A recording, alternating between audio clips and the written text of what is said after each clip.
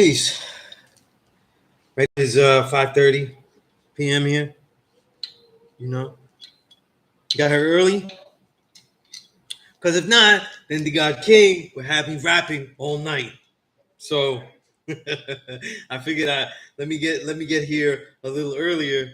Let me just leave. Got me. Oh man. Uh,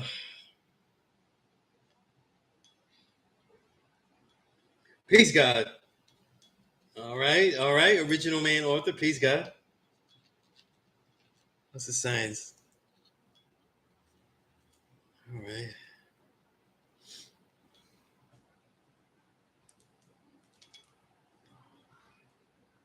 All right. Since we're just starting the class here, you know, if anybody has any emails toward me that have not been answered, just send them again. Put them at the top of the list for me, so I can remember. Okay, I forget, and if I don't see them, I gotta put them at the top. True self, peace. Anybody has any questions about anything? Anything, absolutely anything. This is what I like to do at the beginning of the class session.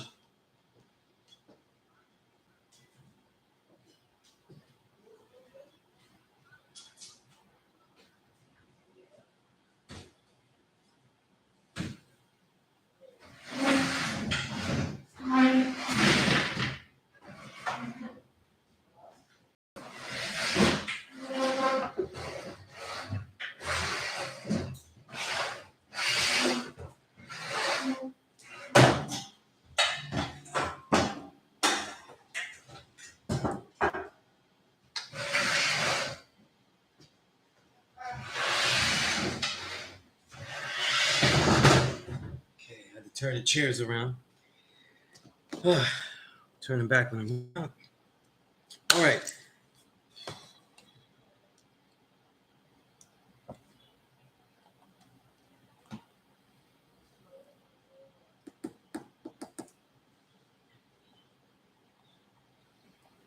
Okay, today's knowledge culture. We knowledge the culture. A lot of times, to me, that immediately means a checklist. Okay? It means a checklist of the things we're doing. What book or books are we reading? Right? How strong are we on our lessons, though? Are we consistently writing down new insights or new builds to supreme mathematics daily?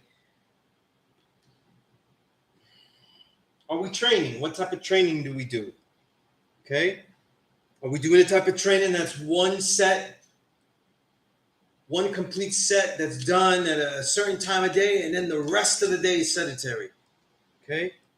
Sometimes that doesn't work either. Sometimes you have to add on new things as you go along. Okay? Just not that one thing, What are the things that we are eating? Right? How much are we eating? Under what conditions are we eating? Right? These are all things in How to Eat to Live. These are all the main jewels of How to Eat to Live. The main jewel of How to Eat to Live wasn't what to eat. That's why people don't really get much out of that book. The main jewel out of How to Eat to Live was the way that you eat. The calm way, the focused way, right? Just like the Build the Awareness Square Plus lesson I give out, the B.E.A.C.E. What do you eat? How are you training? The way that you want to be. What do you intend to do, and how do you train to get the body ready to do that? What are the things that you do the knowledge to? What are the things you read? What are the things you study? What are the things you watch? Okay. What are the things that you write? What are the things that you say? What type of ways do you say things on the different ciphers? Do you have that adaptability? In all, because we're 5%ers, though, how do you share? Okay. Knowledge culture, the checklist of our power. When you go down and you knowledge culture, it'll be a set of things that you do that are right and exact. We say culture is the way of life of the true and living God. But when we live it daily, we say, what are those things that are on that checklist that actually show and prove that show and prove that I'm the creator of this, all of that. You go down the list. Do you even have a list? But when you knowledge that culture, that way of life, It is based on me doing this. It is based on me doing that. And now you're seeing, what you were being. And then now that what? Borns your power. How strong are you? What influence you have? Right? How weak you are.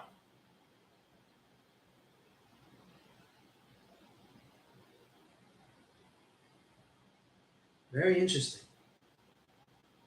You look at your emotions, you write them in your journal, you look at how you reacted to certain situations, and then you look at what you do regularly. And how come that these things that you eat, that the things you eat, the way you train, the way you read, the way you study, what you watch, what you write, what you say, how you say it, how come those things didn't prepare you for a better response to said situation? Everything is two things. Two things. Preparation and performance. There is the preparation for the said act, the performance. But the preparation for the enlightened becomes the said act. We read so that we know, but then reading is actually the performance. We train so we can fight if we have to, but then the training itself becomes the actual performance stuff that allows us to have what? A physical body to be able to conduct ourselves in such a manner where what our mind thinks, our body can what? Manifest, fulfill. There is only preparation and performance. And when the two blend in this way, where the preparation is the valid performance, now you're getting onto something. Now you're cluing in onto something, right? These are things I think of on knowledge culture. Mostly knowledge culture, people think about the 85%. But we are the only ones that acknowledge the culture. What is the culture of the 85%? Uncivilized. Poison animal eaters. But they are inconsistent. They are not consistent with good or bad. They are not consistently right nor consistently wrong. It is the inconsistent that allows them to be swayed by the consistency of the what? The 15% that has a knowledge of themselves or knowledge of who all humanity is, and will use that, abuse that, or share it and enhance with it. What part of that 15% are you? Those who know that have a choice to decide what it is, right?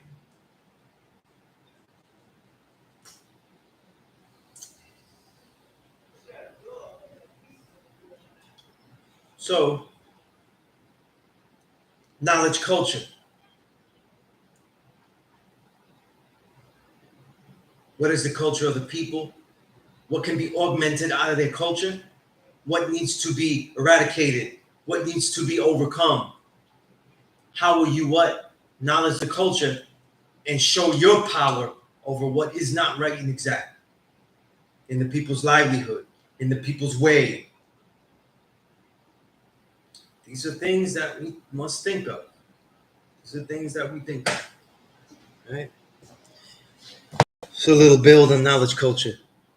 King, you had a question. In the 1 to 40, when it says I fast and pray, are they saying that to say meditate? No, I read it as it says it, God. And pray means to pray, and they pray for that, for Allah who came in the person of Master Fard Muhammad. All right. It is really us though that have to build and get the understanding, See, as a Muslim, if he submits to the will of Allah who came in the person of Master Fard Muhammad, then that means that he is fasting and praying, right? For that which Allah, who came in the person of Master Fard Muhammad, has taught, shared, and shared through the Honorable Elijah Muhammad. So I don't really alter the meaning of what they are supposed to get out of it. It says what it says. Okay? Says what it says. When it says fast and pray, it means that they pray for the salvation to be completed. But when it says fast, it also means that they do things. That they fasting is a suffering that heals the body. So it means that they actually are doing things and sacrificing to put themselves in the position to receive that which they pray for. That sounds really sweet, but it's not how we see it. We fast and build. Okay? We go through the love with love, we go through the hell of work to come out to that right conclusion. Right? So yeah, but anything in 120, I don't really try to alter the mentality of it by saying that this is what they meant when they said it.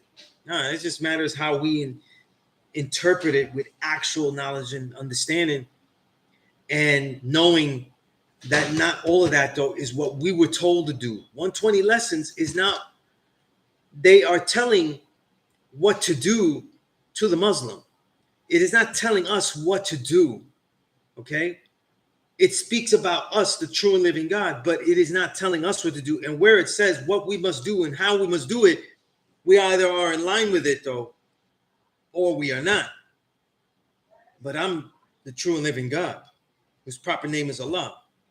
This physical being here, Sunez Allah. So there's no document that any man can make though that is what I will do. It's what I will see, you know. And listen, the builds on Master Fard Muhammad are honestly intended that way. You know what I'm saying? They're intended that way. You know, they're intended mysteriously. You know? True self, it's your born day. That's peace, huh? Yeah. Peace, Indigo. Peace, God. Peace. Always a pleasure. Likewise, God. Ah, I see. Yeah, yeah. Well, this is where I'm at this Thursday.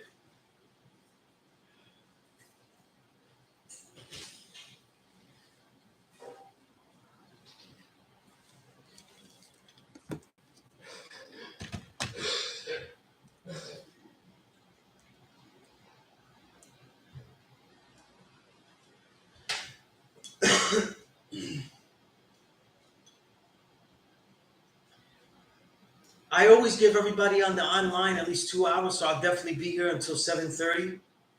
So anything that anybody wants to say, bring up, all of that, it's peace. You know, it's very peace. Okay.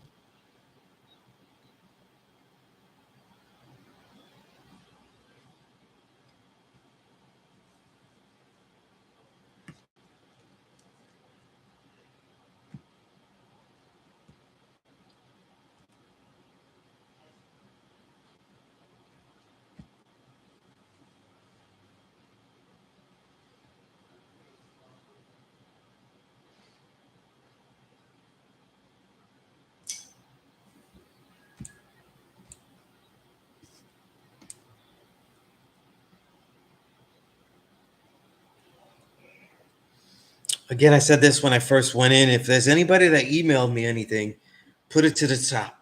Okay. That way I can deal with it immediately and we can see what it is. Yo, you're crazy.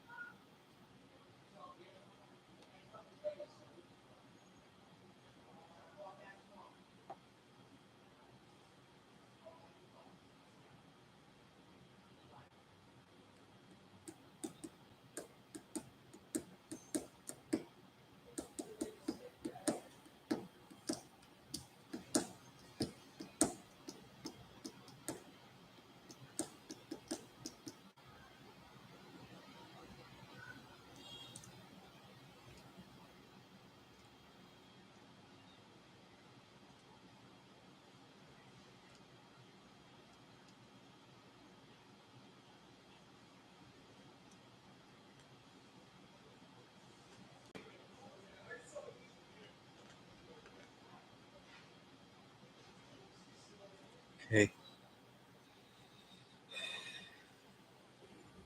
You know, I don't see anybody build on the math anymore in the chat. You know, I like to see. You know,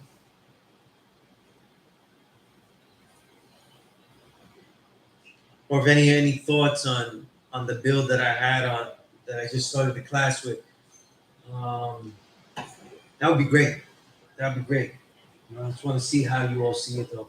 You know, a lot of elders when they gave out when people got knowledge of self before they got took them through supreme math, they had to take them through certain degrees first, and they would take them through the knowledge degree.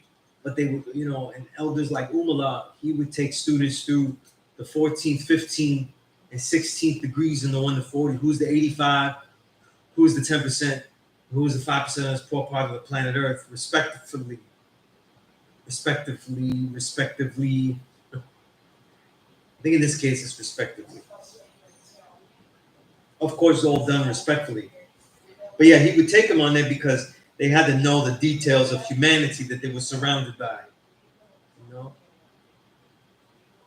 So if you have the 1 to 40 and you pass these degrees or you knowledge these degrees, to understand that these are the easiest. These seems, you know, they seemingly the easiest degrees to understand. But it's the hardest one to see in real life. The reason I say that is because it seems easy to identify the 85. It seems easy to identify the 10%. It seems easy to identify yourself as the 5%, right? But that's not always the case. You know what I'm saying? That's not always the case. What is the validity?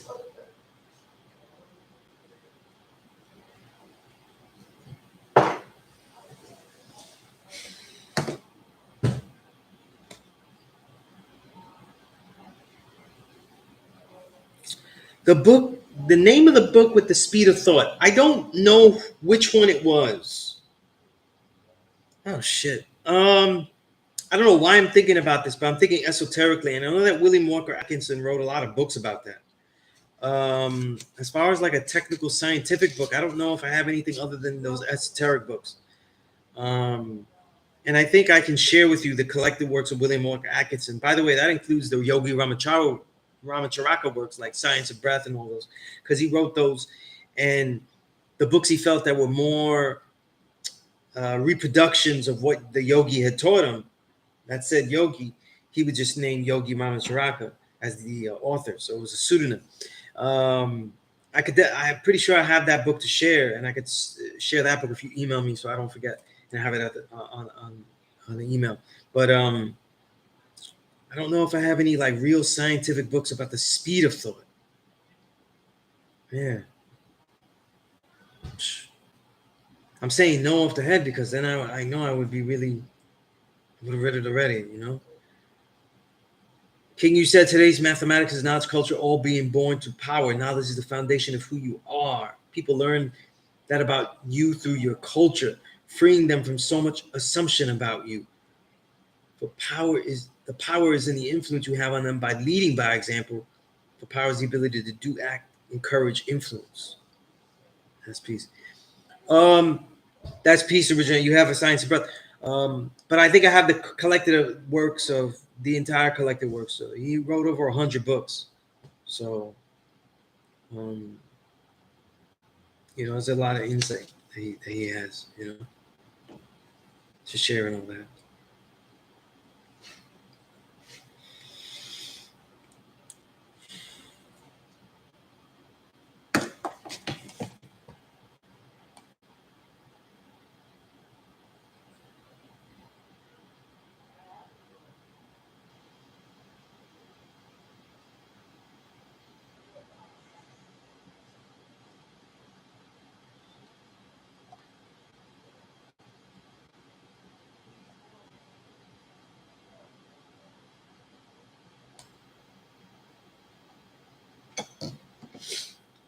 Ah.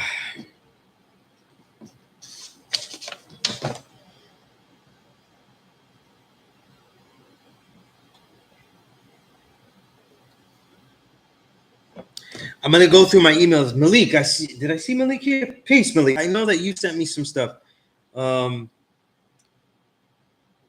and I want to go through those texts that you gave me, Malik. Um, Malik be texting me great questions when I'm already half asleep. So I'll be waking up to these great questions sometimes.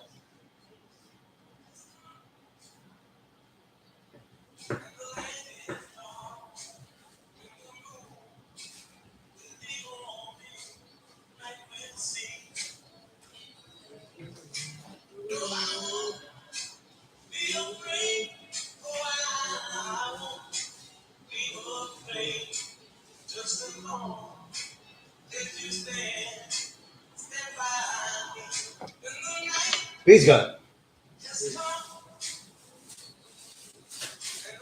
Almighty Prez, you asked if I could break down today's math in the 1 to 36. That's definitely one that people always want to analyze, right? Um, his own self as being a righteous Muslim. Let me ask you before I talk about it, though. What what do you think? I feel like there's a question there I'd like, though, you know, because my breakdown will be very simple with no one asking me because I don't have any confusion about it. Um, and I could go through the said confusion about things, but what do you what do you say, Prez, about that? Are these the degrees that you're on? Are you on the 1 to 36? Let me know.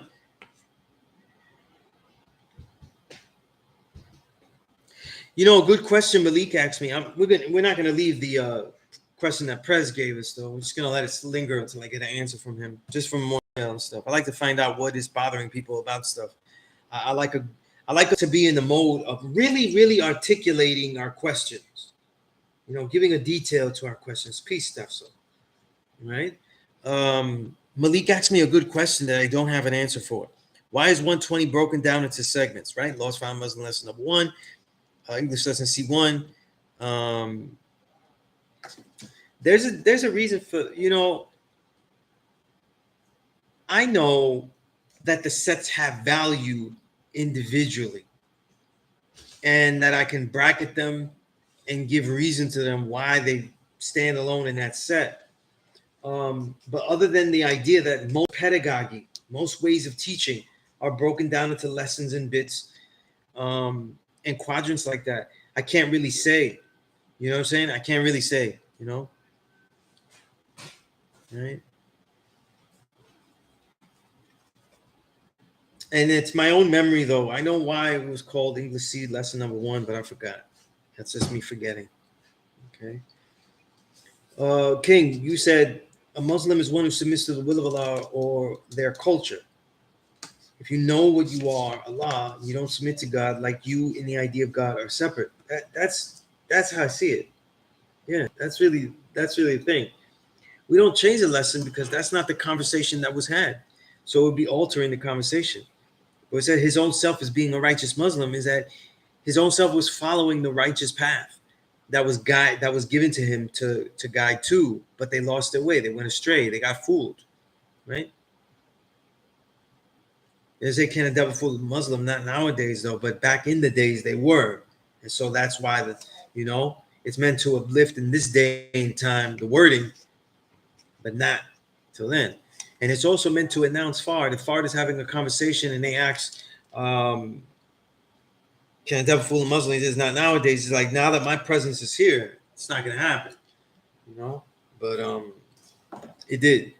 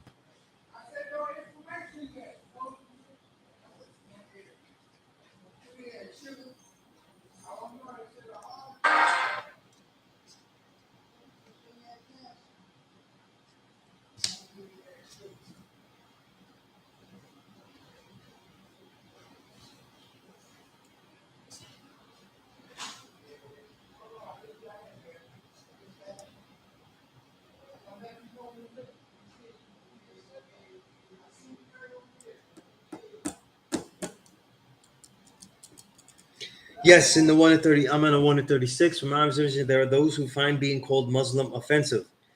We're not Muslim though, but when you recite the 1 to 36, you're not saying that you're a Muslim. You're reciting a conversation. You know what I'm saying? So if brothers if brothers is God and they're quoting the degrees and they're quoting that and they're feeling like they're being offended because it reads that way, that's not your conversation. You're memorizing a conversation. You know what I mean? Yeah. Okay, you said I wonder who Farad was considered. Who was Farad was considered half original. His father was said to have been an original man, and black being more dominant, which made him an original man. He is an original man. Yeah, he is an original man. Any identification of him as a half original man, though, is purely for physical, you know, insight. You know what I'm saying?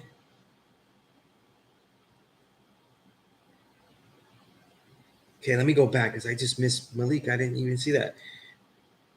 Did you start there with a?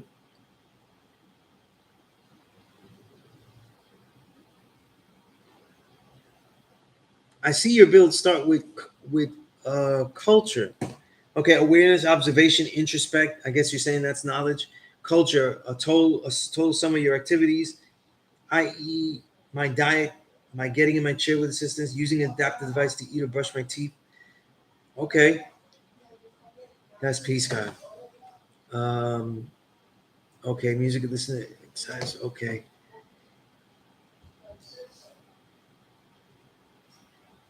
that's right, Indigo, and that's a common used as a counter. Not, I'm not saying you are. That's a counter to say that we are Muslims as well. The word Muslim, etymologically, the etymology of it, the history of the word goes back to saying that it is a man of peace, but that is not what Elijah defined it as. So when I say Muslim is one who submits to the will of Allah, who came in the person of Master Farah Muhammad, that's what Elijah Muhammad said. And when we're dealing with 120 and analyzing 120, though, then we're going to talk about what he meant, because that isn't a thing that's not left to clarity, to lack of clarity. That is actually clear there. You know, um, so Muslim being one of peace, though, is absolutely correct, but it is not complete, and it can't be, and it is often used incorrectly as a dismissal to say that we are God and also Muslim, and then by someone being lazy and trying to fit 120 all into the reality of you as God or Earth. That's not what we're doing here, and that's what needs to be understood. And peace, God. Oh, that's peace, God. Oh, that's peace, God.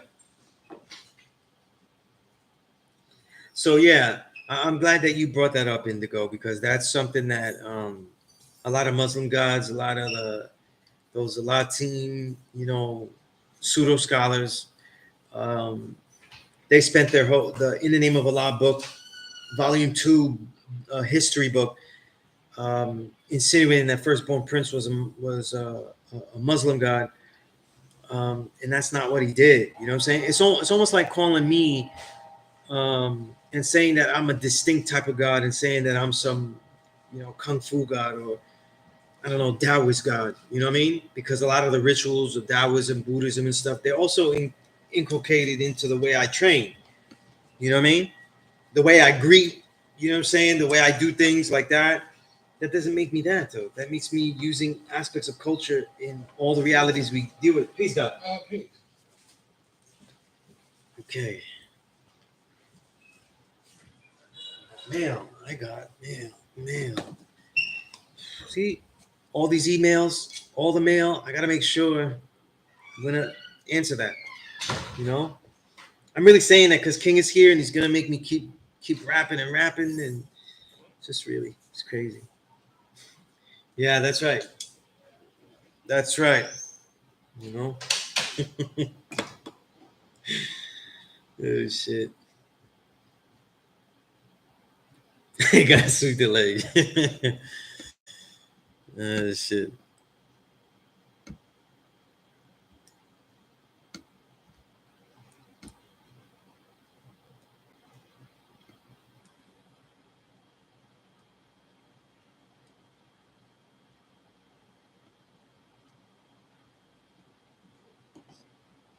But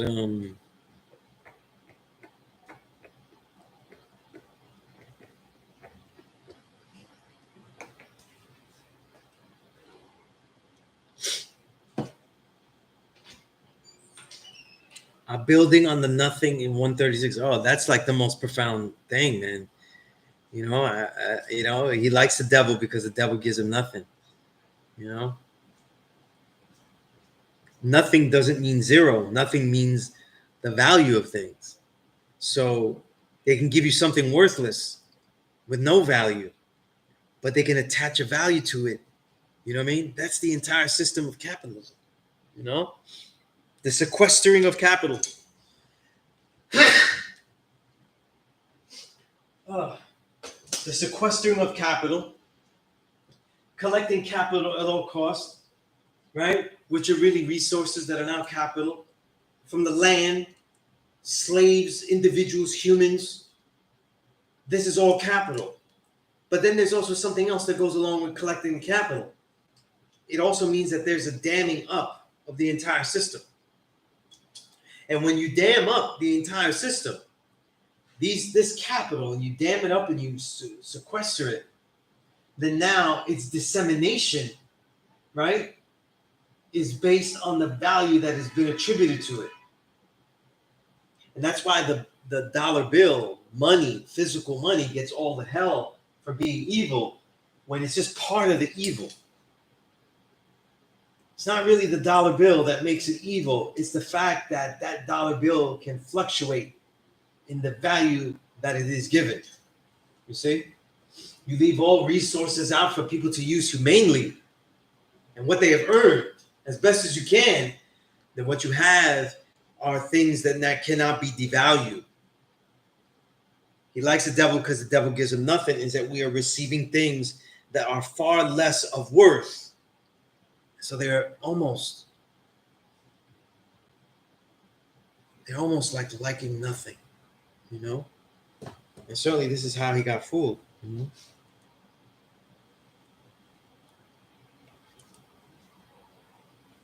I hope that makes sense. Oh, you know, I see the little hundreds and stuff. I don't know where it comes from, but that's peace.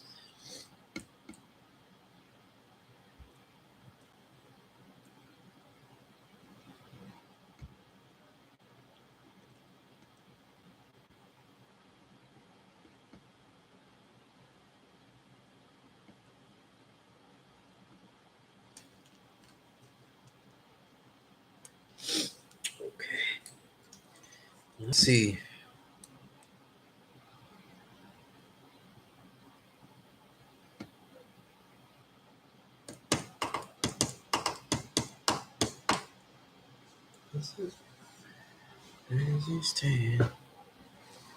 The guy was playing Stand By Me. Now it's in my head. Not mad though. Not mad about it at all.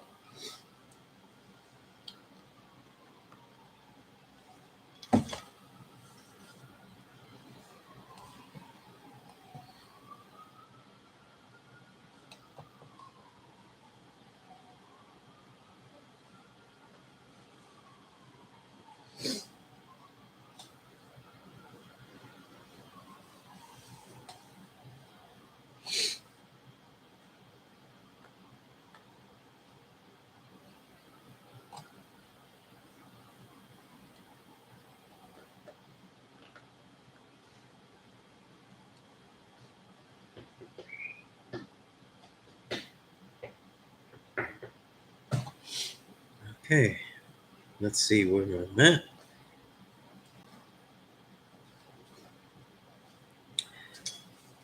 King, you said all of 120 is important, but would it be out of pocket to say that the math alphabet 1 to 10, 1 to 14 for a military structure, parts of the 140 are vital degrees to really apply to everyday life?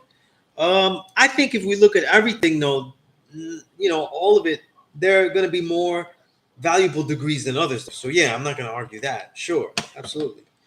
You know, Prez, you said I recently. Okay, I just lost. I lost where I was up to. Okay, Prez, you just deleted that when I was about to read it. Okay, messing with me, man. Messing with me. Um,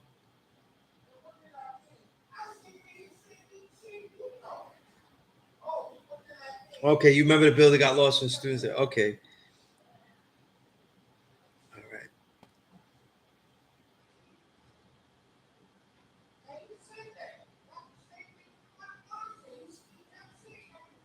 Ah, okay.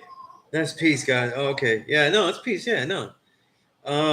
I appreciate that. It just doesn't show me who did it though. That's what I was saying. Yeah.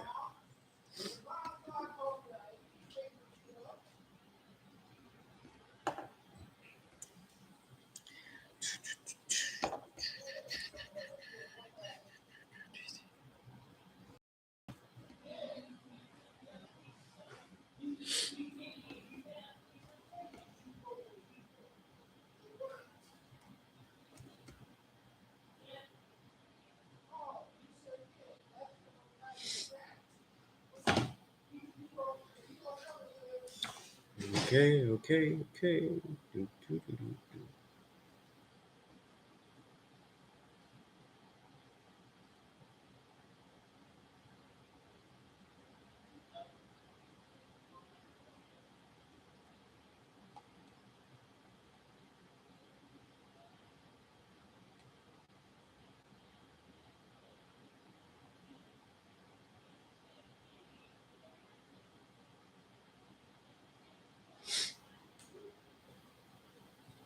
I can never get there. Let's see.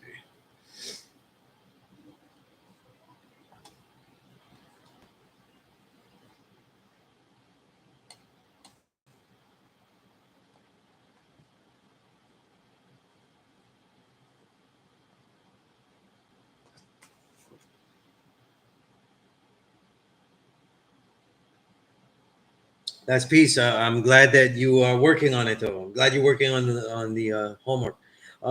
Prez, you said you started reading Our Savior Has Arrived. You said he knew that the devil white man would not accept that title and separate the righteous.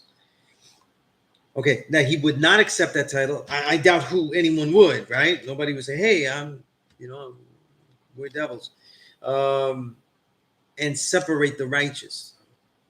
Um,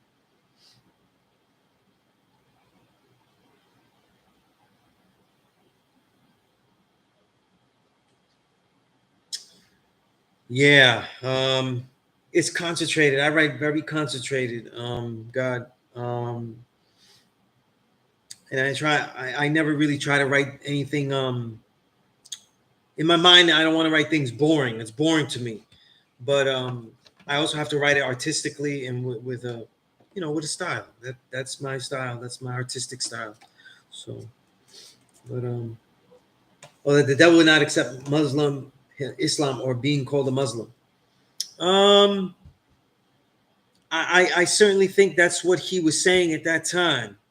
Now, understand that that's not necessarily what we teach, though. Like, if we teach all the human families, like the wisdom degree in the 1 to 14, that means that we also bear witness, though, that in general, the masses are going to get an understanding. So I don't see how anyone could be a 5%er, be willing to teach, though, and think that, and don't have the reality that we're responsible for the entire universe and then not expect us to be able to build the whole universe back up. You know what I mean? I remember he was advocating separation, complete segregation of a more advanced kind. And so that's, I mean, that makes sense, But surely that's what he thought. That's how he saw it. And that's what he was politically aligned with everyone that was with separation, whether it was seen negative to us, like the Ku Klux Klan, or any other version, or any other, um, or any other like seemingly assimilationist Booker T. Coleman version, right? But it's all separation, right? Yeah, yeah, absolutely, yeah. That's how I wrote it, though. I don't know why would I write something about this knowledge though for everybody and just give them answers and stuff when in it has the answers that I think are the answers, like what we are, who we are, what we're doing. but also a detail to the beauty of it, though. And if you're reading it and you go through the Peace Course book, then what you're uncovering, though, is the beauty of this knowledge. You know what I mean? And that has to be uncovered carefully. You know, and that's what I intended to do then. But all right, peace to the earth, wisdom infinite, peace. Malik, you said, why do you think some gods go by Bay or Shabazz? That's Shabazz. I don't. The tribe of Shabazz, obviously. Bay. That's also most that I know. The Bay thing has to do with why am I forgetting what this shit is? With the Moors and dealing with that science and trying to go, trying to be Steven Seagal above the law. You know what I mean? And I don't think it. From what I know, it doesn't really work like that, and they don't become Steven Seagal above the law. But, peace, God. So yeah. Mm-hmm. Peace to the God. Peace. Got that money? Got that paper? Nah, they ain't giving me the gold yet. That might have to turn to a whole legal thing. Yeah, you know what I'm saying? shit, man. Once I go up there on some renegade shit, but you know what I mean? It gets me tight, God, because I'm a freelance writer. That shit. So you already know how that shit go, bro. We dealing with that shit all the time, God. So yeah, that's the latest part of the saga. Saga continues. Yeah.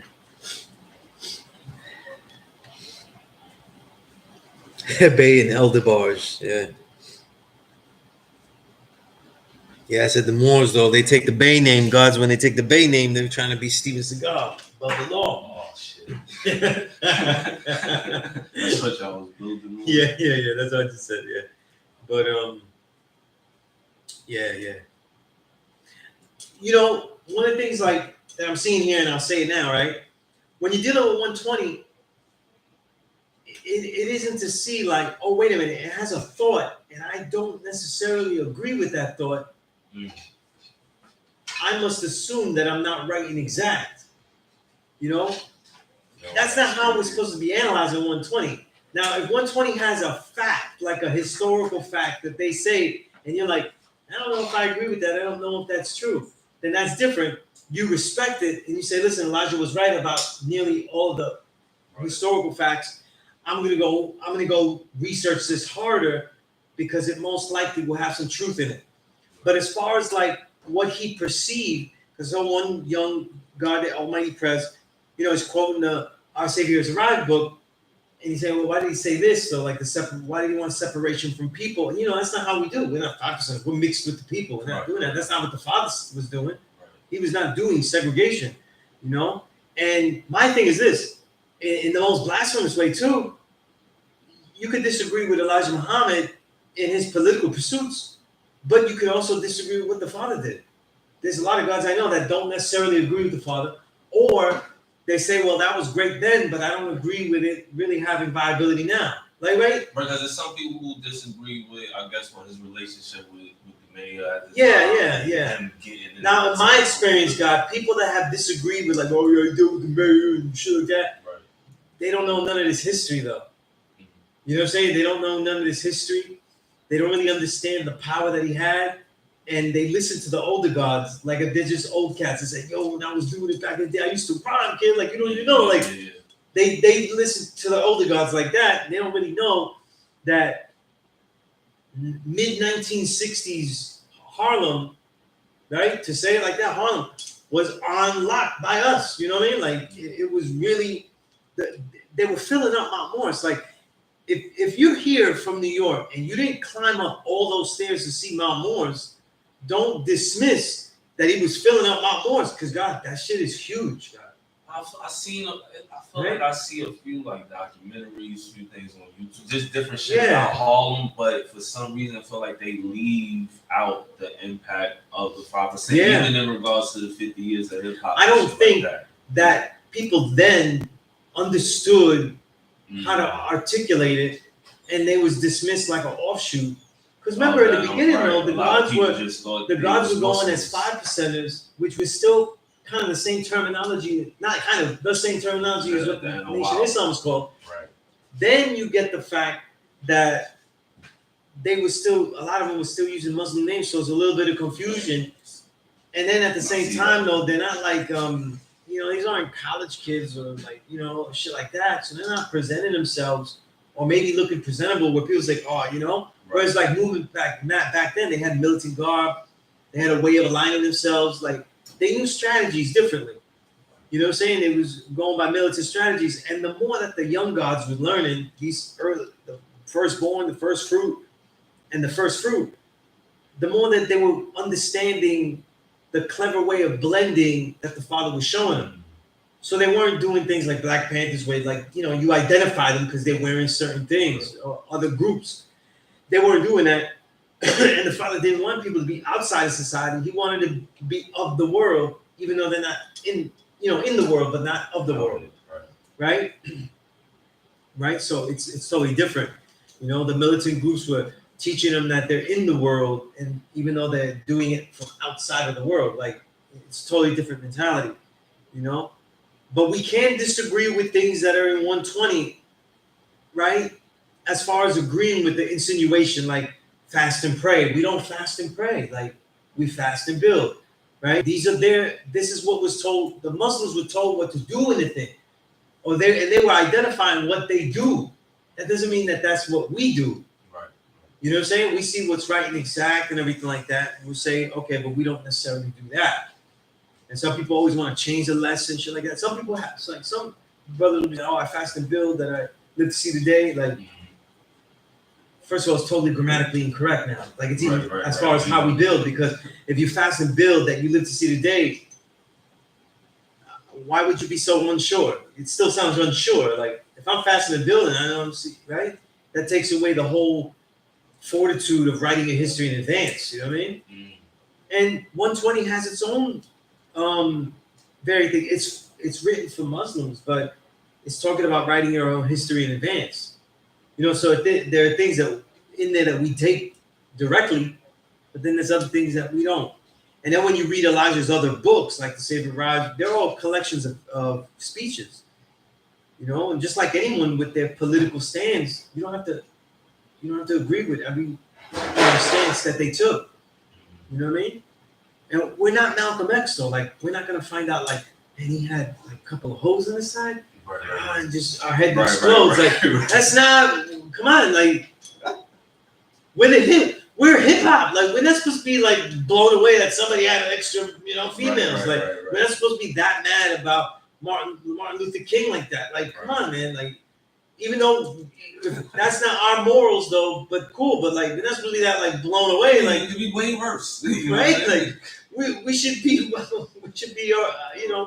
ready for that and not surprised by that. So it's the same thing when you read Elijah's books and stuff. Try to look at it like you're reading memoirs of that time. When you read Elijah's books, they should all be seen as a speech of that time. Not getting old man like, I'm not gonna eat navy beans all day. No, that's not the real jewel of the book. I'm not gonna eat navy beans all day. We already know mono diet is not the best thing. You know what I mean? But I was saying earlier, the How to Eat to Live, the real jewel of that book, though, is the things he says about the way to eat.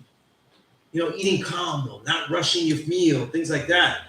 And by him saying eat one meal a day, if you're not that physical laborer, what he's doing is telling you, like, it's easier to eat that meal more calm and have it do more if you're not having 50 meals a day. Right. If you plan that one meal, like, if you plan one meal, like, a lot of times I have, like, one big meal.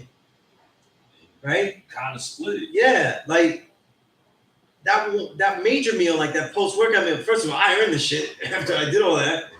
But then I want it to be nice and calm. I don't want nobody bothering me and like that. You know what I'm saying? I want nice, good ambiance and everything. If not, then I'm not gonna enjoy it. And I'd rather just not eat. You know what I'm saying? I heard in your last class, so you were saying you trying to bulk up. Is the 1 meal a day? Are you gonna modify that, or you gonna? No, the way I bulked it up was just adding like more quinoa to it. Okay. You know what I'm saying? Like I really wasn't eating enough. You know what I mean? And then because when I'm eating daily, it's an intermittent fast, so it just ends up that way that I stop eating at a certain time and then training again in the morning. So it's almost always 16 hours. 16 to 18.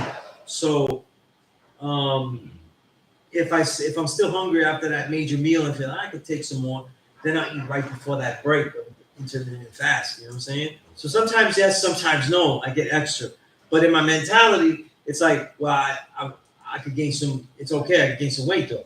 So which is a good weight. I'm gonna eat some more. You know what I'm saying? But it's never to the point where like once I feel full, I don't be trying to force this shit either. Though. You know what I mean? I'm not. You know, like if I can't do it, then that's little kid shit. That's back when your parents was like, you better finish that whole meal. It's yeah. Like, I'm or when we was kids, I was always hungry, so if we had a meal. If we had that big meal, I was like, yo, I don't care. Tomorrow might not be this big, so I'm gonna eat this whole thing and just load up. Like, yeah, you know, we was kids, we was loaded and shit. You know what I mean? Like, I was always hungry. You know, I was always hungry. And then the next time you're like, oh, we don't want to eat that, then tomorrow might be a skippy meal, and I'll be like, ah, you dumb fuck, what the hell you threw that shit out yesterday? You know what I mean? So yeah, I always got into the use of like my old king always used to say an army refrain. He used to always say, take what you want, eat what you take. And I was like, that doesn't apply to me, Pop, because I'm not serving my own meals here. Like, you know what I mean? But he'd say that to me, and I was like, yo, you know that Ma served this shit. Like, not me. I didn't serve it. You know what I mean? I'd be like, you know, as an adult though, I do have that thing though stuck with me where like, take what you want, eat what you take. I still do that kind of shit, you know. But I'm more experienced, so I know how much to take. Yeah, you know. But he would say shit like that. It didn't make sense. But you know, you can't say no to your father. Though. Like you're gonna get hurt. Though. Like I'm not trying to eat with a lump in my head either. You know, like. Yeah. Okay, it makes sense though. Yeah, got you. You know. But yeah, that's why you have to have your journal. You know, you read these books. Start writing about what you disagree with, though. I love writing everything. I'll write whole passages of books. Here's why I remember so many books and passages. But if you don't want to do that, you can just reference where it is. Because when you do that, like especially if you're young and you're not sure what you're gonna do in college and shit like that, if you're writing about a book, take that time and say from Elijah Muhammad's, How to Eat to Live and underscore How to Eat to Live, page 36. And then write what you think about it. Because now what you're doing, though, is actually scholarly notation. Right. You know what I'm saying? And, I have a plus lesson I wrote about scholarly notation. And I wrote it digitally, and that's done. I don't know how to keep losing. But I have the plus lesson written, so I have to write it all over again. You know what I'm saying? But in that thing, that's how I really started to write in the journal. I mean, you can scan. Yes. I got it to PDF. Yeah, I got it. Yeah. You can do it off your phone. That's right. You know what I'm saying? Yeah, that's right. I forgot that I could download a scanner on the phone. Yeah, I got to do that. That's what we used to use when we was at when I was first doing newspaper. You know, we would scan a whole bunch of shit because I'll be writing shit at home and then I'll bring it. And, we didn't know how to email shit or bring it. Right. So floppy disk was bullshit. Like they shit's always crashing, and fucking up. So we would just do a scan, But yeah, I got to get all that stuff out. You know what I'm saying? Because I have a couple of things that I had typed out and shit like that. Plus others. By the way, that reminds me, I had a disagreement on one of the videos that got onto Allah School in Mecca with a person that identified as God. I identified as God. I don't know him. I'm gonna do that. I'm gonna say identified as God. That's the move. Yeah. He identified as God, though. You know what I mean? No, I'm just being an ass, though. But I don't know him though, so it's all right though. Because some people talk like they'll talk and they'll answer and they'll be like talking to me like, oh, I had this shit for like 1,000 years and shit like that. It's like, really? Because in the years I've been here, where did you come through? You know what I mean? I don't know. You know what I mean? Like, right? You came through once and I don't know, bought an oil off somebody, and like now, like you've been around. Like, I'm just saying, I don't know the perspective, but the bill was on plus lessons, and I was saying how that was always like something that was looked down on, and he was saying like telling me the difference between a plus degree and a plus lesson, and that's not even the conversation because the plus degree means that you go to school, get a trade and shit like that the father was talking about, your degree in school. That's not what I was talking about in the video. You know what I'm saying? That's not what I was talking about. I was talking about plus lessons. Builds on an understanding, and then not always on 120, because that's another thing that people start with. People was writing, and that's what I'm saying. That's why I know people wasn't really here at all, and or wasn't really doing the knowledge. And I'm being mean with it, but like whether you was around, you wasn't really doing things inside. Like you know, they say stuff. Oh yeah, I remember Dumar had his things and shit like that. No, but when you really taking aside, I do, because Dumar took me aside and suggested how I should write, because he knew I was a writer. You know what I mean? Infinite Al-Jamal showed me what he was doing in his intentions when he was writing Black Family. Like they took me aside. So they're telling me what the shit is, and I'm like, yeah, I was with the people that wrote the shit. Right. Who told me, like, you know? So I'm saying that the writing in your journal, writing in this way, this will develop your ability to get your understanding, because we disrespect understanding so much. And then yet people, they just wait for it to die down, a particular understanding that is attached to someone, and then they start quoting it. For years though, brothers that I love and brothers that I don't give a shit about, that in this nation that I don't bear witness to, that I'm not really cool with them. Let's live it like that, right? All brothers, right? Because you don't have to like your family though. I don't, you know what I mean? Listen, that shit even Right? happening on multiple But relatives. at the same time, they're saying like, oh, plus lessons ain't shit. And I'd be with somebody that's saying that now, writing plus lessons about, no, that ain't what you. And I'm like, yo, how am I supposed to be a teacher all the time if I have consistent lessons that are worthy, but then I don't share them because we're not allowed to. So I have to say something. They want me to have my understanding, but the minute I put it on a paper and repeat it, it's a problem. Now it's an issue, and that's whack. But then, especially it happens all the time on the 10th day of the month. I gotta hear people's build on justice that always starts out with the same line: "Justice is a penalty rule for man's actions." That's a plus lesson. That's a plus lesson, and you did not write. But they're telling me that no, plus lesson is not right exact. It's like, yo, I've been writing too long. Like I know when you're just trying to shit on me writing anything. You know what I mean? And that's not the way it was, you know. The elders that was with me, saving knowledge, my enlightened knowledge, they was telling me to write down my bills. You know what I'm saying? Write down those things. You know what I mean? And it's funny because we'll run around with the POW paper. What the hell you think that is? On a real note, like most of those are just plus lessons, what people's understandings are at that moment. Right. You know what I'm saying? And if they're writing exacto, they're kind of supposed to be timeless in certain respects. So it's still a plus lesson, you know? Like and I'm getting an argument here about how that's not, you know, I don't go by any man's understanding. I'm like, and I said, what the fuck you watching me for? So are you watching me just to check if I'm right exact? Are you watching? You're watching me, right? You know what I'm saying? Like,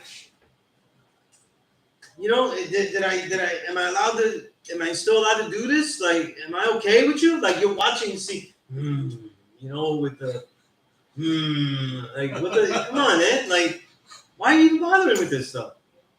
Right? Like, so that means if you're against pluses and people writing understanding, I'm like, yo, then that means that this whole comment, I don't want to hear that shit. You see how we stumble into our own shit? Like, we need to stop all that shit though. Like this comes about because we deal with 120 like it's a fucking Bible scripture. You know what I'm saying? Like it's our special scripture, and we're analyzing it and stuff like that. You know what I'm saying? And it's not. That's not it. That's not what the thing is. You know what I mean? It's not a spell book. Mathematics is not a spell book, and 120 isn't a Bible. It's something analytical to analyze. You know what I'm saying? That's the whole thing. You know? In a lot of the East, many documents exist like this. The Dhammapada is something that is memorized and it is spoken like mantras. So that's why they have that timing pattern. You know, like when you're watching the Kung Fu movies, he has to hit the bell with the thing, and then he's doing the Kung Fu, but he has to be on time with the bell. The guy hitting the bell, the red bell. Right? That's how they also recite the mantras and shit like that. That's just so they keep them in the head. But when they remember them, they're supposed to analyze them and stuff like that. people don't really know that use like that because they always see them like, what the Taoist stuff really were. That means they were mountain men. They were out in the mountains. So seeing them apply an aphorism or sutra, right? A sutra in any of the Buddhist texts, not going to really see it because nobody's messing with them. Shit, they're in the mountain and there are not even any females there. So half of the understanding that they need to be equipped with, though, they ain't really right. Half of the hells that they gotta go through, they ain't there. And then all of the hells that they would go through with men, it's all disciplined out and everything. So it's not necessarily something that they would go through, right? So the things were written for people to recall and remember and stuff. So the 120 is a very Eastern-like document like that. You know what I'm saying? And it's written with a cadence too. For what we say about Elijah Muhammad's bad grammar, though, there's a lot of cadence in it, right? The maker. That's why Pooba was able to rap the degree. The whole verse. Right? The degree doesn't rhyme, but it flowed within his flow. He was able to. He adjusted a few words, but. Right. But it has that flow to make it own and premium. Yeah, it still goes. You know what I mean? Right? But I'll have none of that, though. And I always make a note of that. In the classroom, if you write a bill and I go, no, it's no good, no, it doesn't matter because that's developing your understanding. And if you have an understanding, God, it's for you to memorize. You have to memorize your own understanding because if you're not, who is? If you don't write down what you think is worthy of how you see things, then what's worthy? That's still dealing with some kind of mystery, God. Like someone else's bill is always going to be more valid than yours. I can't see that. I never teach like that. You know what I'm saying? And the possibilities that a bill that we wrote down is not worthy of being shared again at an opportune time. That's not even the way this nation is built. If you was with Papa Wu Freedom, if you was with Dumar, if you was with Infinite Al Jamar, if you was with Wise Jamel, they all had particular things that were unique to them that they built repeatedly with. Wise Jamel, when he had his own, what was it called? I'm forgetting the name because I didn't really use it. It was so crazy, like the thing that he was doing. But he had his own thing with the math and boiling all the words, and he would do that shit crazy. And he had I forgot the name for it though. He had a name for it though. You know what I mean? But everybody had their own thing. We all know, like, people see the skits on the Wu-Tang albums like Iron Man and shit like that, but those are actually longer builds that, like the whole thing, the man is a child, what he was, and that whole Iron Man shit. Yeah. When I first got knowledge, we went to an apartment that he used to live in up in some projects on 140th Street. We walked all over there from here. I forget where it was because I was just like in awe. I didn't know Mecca that well then, so I was just like, Right. And we're in there. So at the door, God, at the door of the projects, right? Everybody, including us, because they had it, they didn't know me like that. They would frisk you. They frisked me to go up in there. That's how much they protected freedom. You know what I mean? And it was all good. It wasn't like a violating frisk and shit like that. Right, it was just like, and I was like, and then so we go up there and he starts building, and that whole, if you see inside yourself, you see it, right? That's a long ass build. That was a whole plus lesson, and that's just the beginning of it, and then the whole thing, and I was like, holy shit, you know what I mean? Yeah, and I'm like, how are you gonna tell me that plus lessons are wrong? You know what I'm saying? Dumar was the national spokesperson, though. What do you think? What he was telling everybody? That same thing, like we want to dismiss it like it's a routine. No, it wasn't. It was a lesson. It was a planned lesson, and because it was God making it, it was a plus lesson.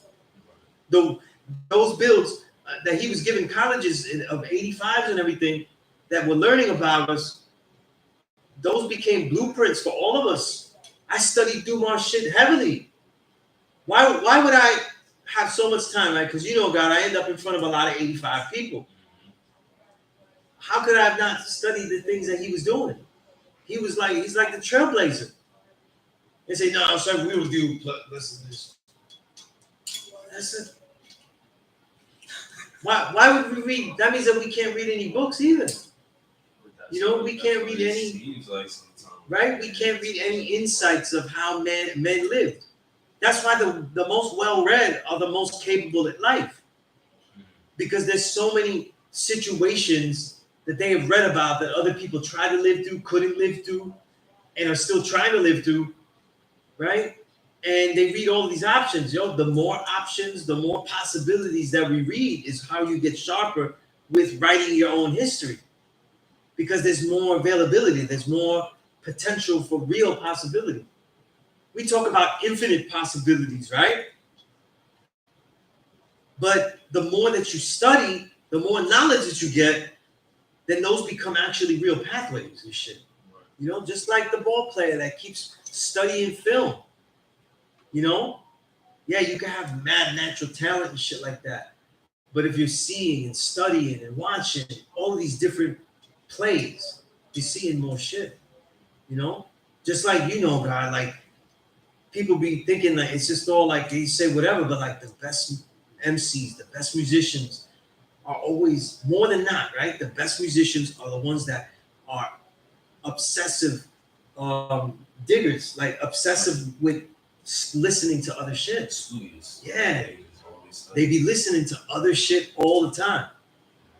And not really into like their stuff. Like they're studying all the other stuff. You know? Yeah, that's how, everybody's neat. People like, look at Biggie. You ever read Biggie's interviews back then? This is before all the beefs and shit like that. Mm-hmm. He was a real student of a lot of other hip hop.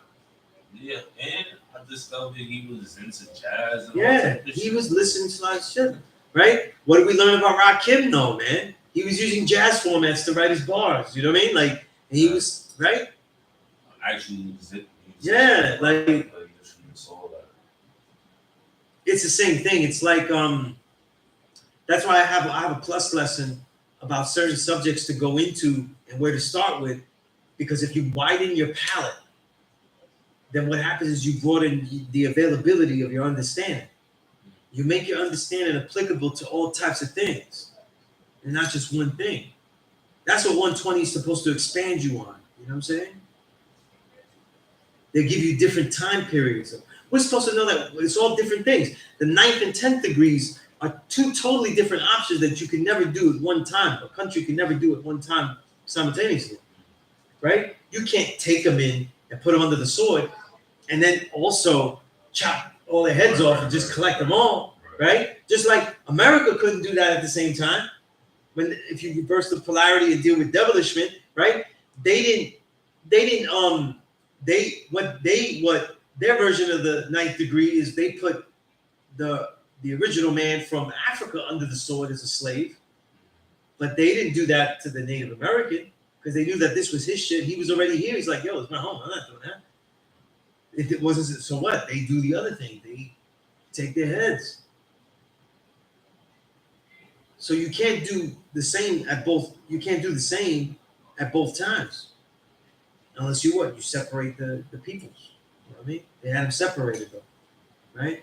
Because they wasn't from here, right? They were taking original people from what? Africa, right? Black man, black woman from Africa, right? It's different shit.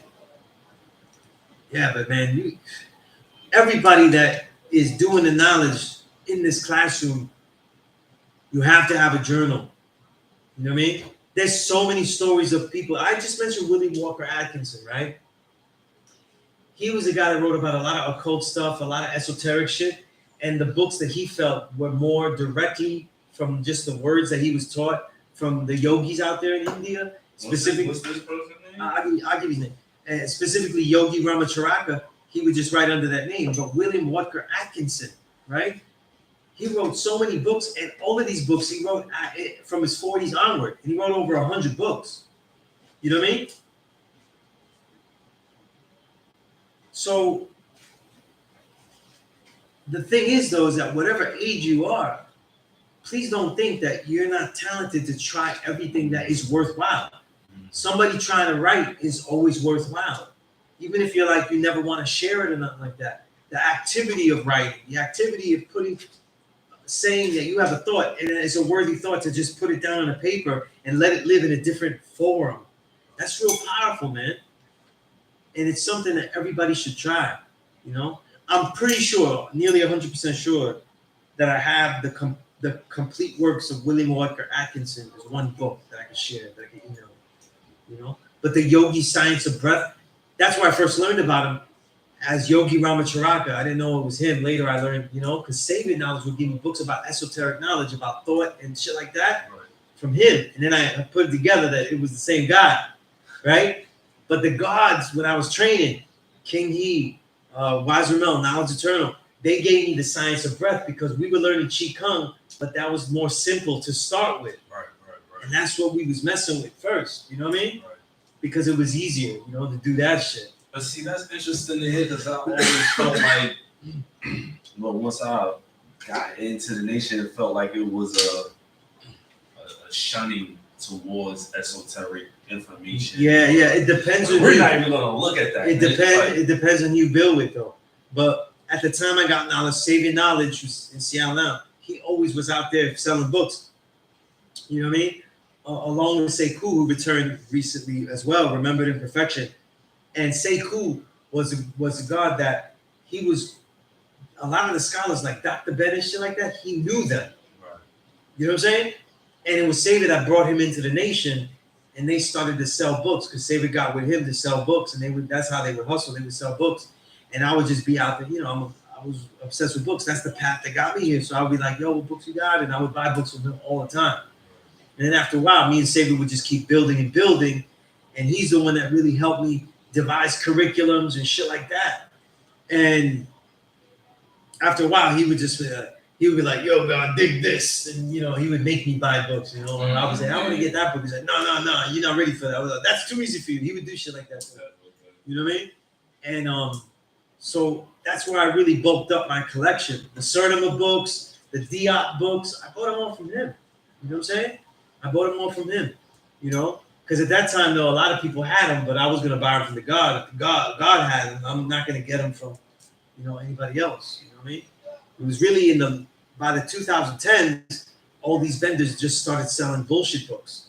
Maybe children's books, cool, but then they was just selling children's books and you know, junk novels. You know what I'm saying? Fiction. Yeah, romance novels, shit like that. You know what I mean? And you know, like I think all reading is okay. You know what I mean? Like sometimes women need to read a junk novel and shit like that. You know, everything is fun. I'd rather you read a romance novel than spend all your time watching TV and shit. You know what I'm saying? But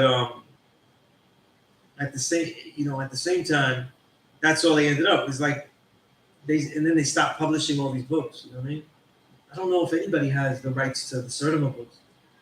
You know, now they haven't been published anew in a long time. You know? Yeah, they're real crates. You know? I never gave those. I never lent those out. Never let those out. You know what I'm saying? That's what I have the giant PDFs of them, but those are real crates. I would love for them to put those out again. You know? Because they're worthy. But all these books, all these things, like these are things you should take your hand at. Paramahansa Yogananda, he wrote a book called The Autobiography of a Yogi. The annotations are great in it because they add footnotes that corroborate what he said in a modern scientific context. So when you read the book, read also the footnotes, you know? And he was a yogi that his master teacher Yogi had instructed him, peace God, had instructed him to go around the world and build with all of the thinkers, the philosophers, the great minds. You know what I'm saying? But he did it from India, then went to like the West, you know, he went to Britain, shit like that, then he went to America, shit like that. It's a great fucking book, like the path that he took. And like he was building with Gandhi, but before, like, he was really like super famous, but he was already like there because he had already foregone his clothing and shit. He was already, you know, sewing everything, you know what I'm saying, making his own clothes and everything, right?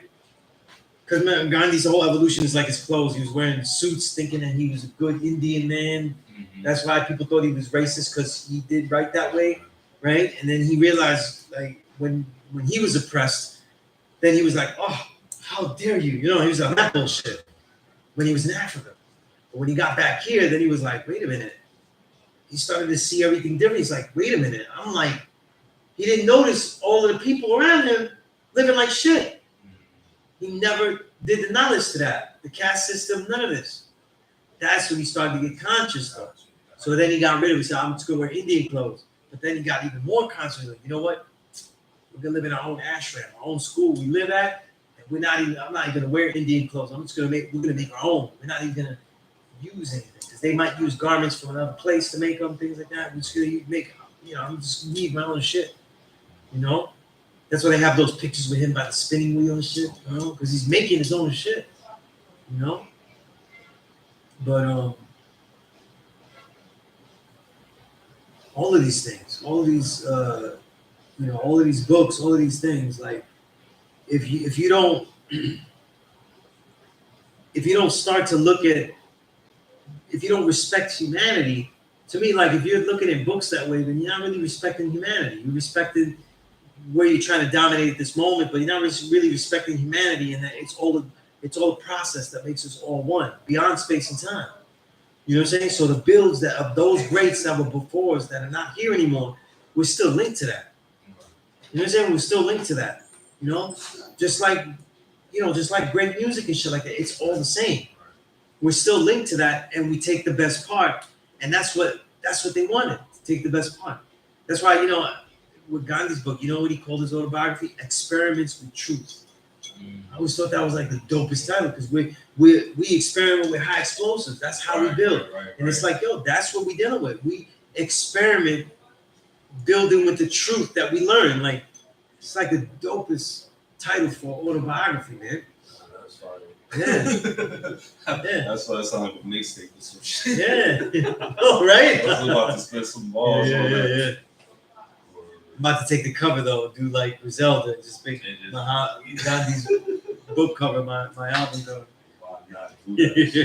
Right? No, that's the dopest title. I was like, yo, this is crazy, But it's great. Like, people that say like Gandhi's racist, things like that came about from what's the scholar's name? Runoko Shidi, who even I had issues with though, and he blocked me years ago in the 2010s, Okay.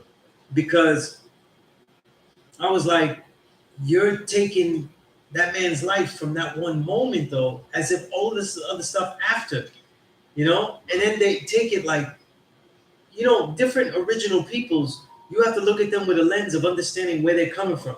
Like, trying to understand, that's like, we see it all the time. People try to understand Dominicans though without knowing their history. Right. I didn't say that they was right. I'm saying that you don't understand unless you know the history. Same thing with India. You gotta know a little bit about the caste system, the way they deal with shit. Like, you gotta know some of that stuff. You can't just be saying things. You know what I mean? That's wisdom now. Yeah. Because that's what they do to brothers here. That's what they do to the African American here. People come from other countries and say, oh, well, you lazy. Why are you lazy? Why are you this? You don't know anything that's going on over here. You don't know how anything came about. You don't know what they deal with, how what they deal with is totally different than what you're dealing with, though. God, I didn't even know it was right? bad, bro. Like, so it's like we're all of us original people, always assuming the plight of somebody else. And like, no, you don't even know what they're dealing with right now. You don't have to like it, though. You could say it's savage and it all could be true.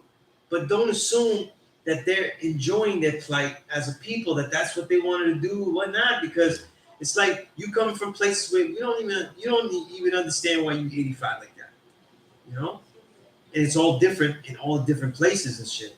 And that's the same thing with the Assumption Gandhi. I said something like that though, and I was like, I remember where I got blocked though, I got disagreed with vehemently. Like, yo, and when I got blocked was when I said, listen, just because it was when Obama was also, this was before 2010. When Obama became president, I was like, listen, a lot of the policies that he's doing and that he's gonna do and advocates for are not right and exact. So just because he's black doesn't mean that he's for us. I got blocked. You know what I mean? Who's right? You know what I'm saying? Who's right? I started reading Obama's big book, you know, his book, and there was so many lies. I just was like, I gotta put this down. I gotta wait.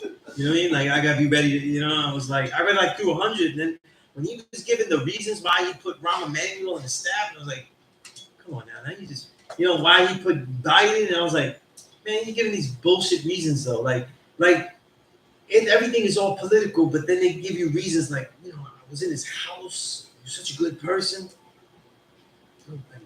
God, there's great, nice people everywhere. What are you talking about? That's the way you judged it?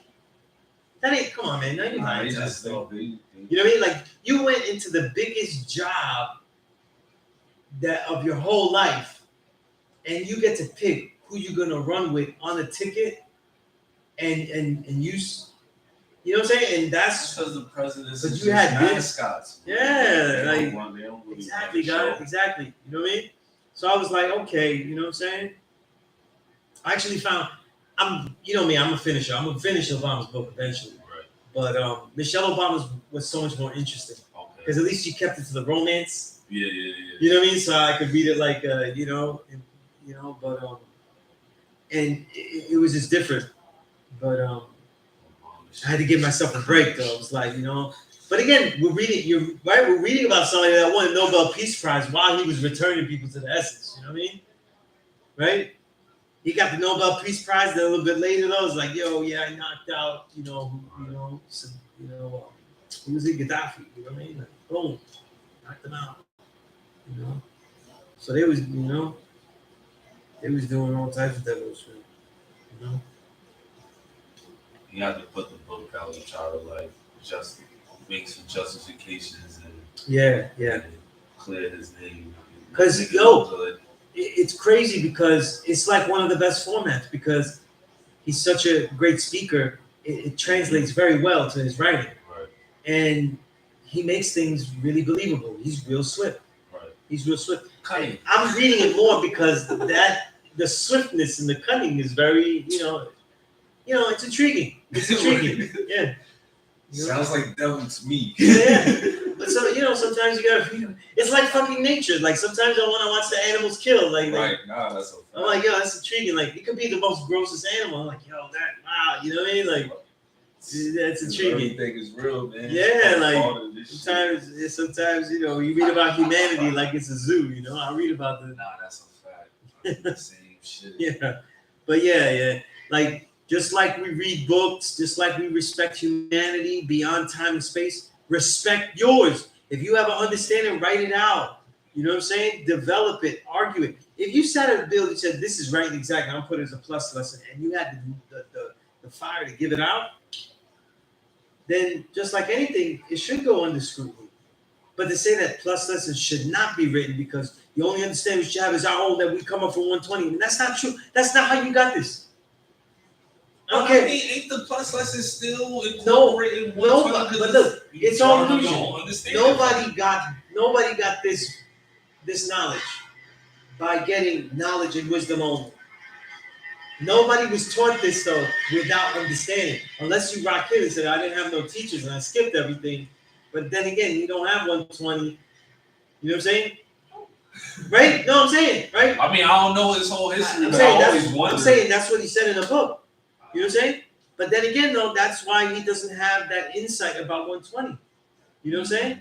And you disrespect humanity. You disrespect the gods that was actually living with these degrees in a time, though, when nobody was even cognizant of the idea that man could be God. Only hippies that were around Indian philosophers like Krishnamurti or Meher Baba thought that man could be God. Those are the only people here saying that shit. Because it wasn't just the father, though. But a lot of the Indian philosophers that were of the current time, like Jiddu Krishnamurti, Meher Baba, they was around and they were saying man is God. You know what I mean? But was they like part of like the Ali Krishna community show. They was just doing their own. No, they was doing their own thing. Yeah, they was doing their own thing, and they became very famous philosophers on their own. You know what I'm saying? And they wrote books, and they did that. And the hippie, the 1960s youth, especially white youth, they were very open on hearing these esoteric ideas. Because remember, at this time too, that's also where other things are also spawning, like the proliferation of Buddhism and ideas about yoga and things like that. You know what I'm saying? So the philosophies were spreading. You know what I mean? And people were coming in and spreading. Thus, why I'm telling you, like things like the autobiography of Yogi by Paramahansa Yogananda, because Indians often took trips here to teach things. You know? So is that why you gravitated to? I mean, along with the fact that you do martial arts, but yeah, it originally first because I was reading the ancient philosophies and trying to see the mentality of the fighters back then, because I felt like I would get more out of it than just trying to read books about it. Because when I learned with Bobby, I was like, I'm just gonna learn with Bobby though. He's the one that's teaching me, and I'm just gonna focus on what he shows me. You know, and that was good enough. You know what I'm saying? Because he understood. He taught me according to my body type, everything. It was perfect for me.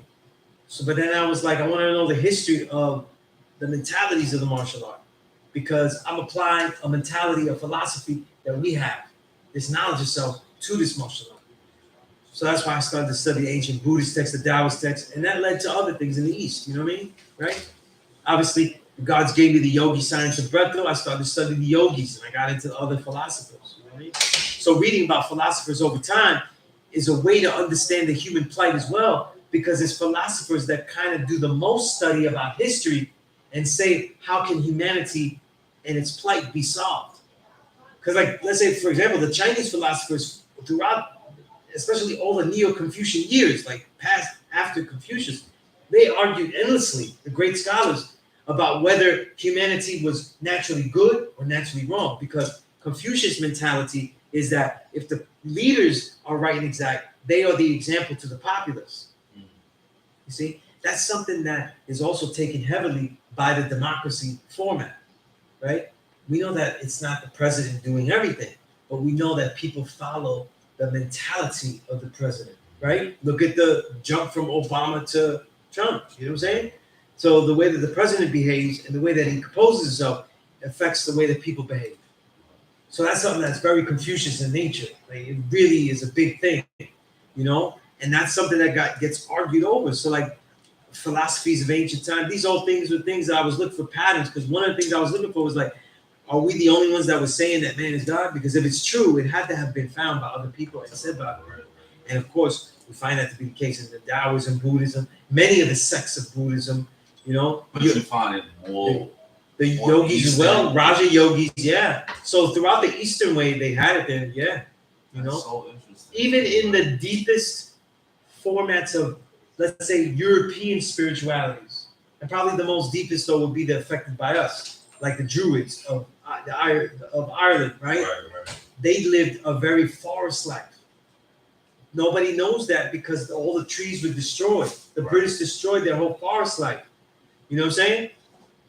But they were dealing with things where they got their spirituality by dealing with nature and advocating the elevation of nature.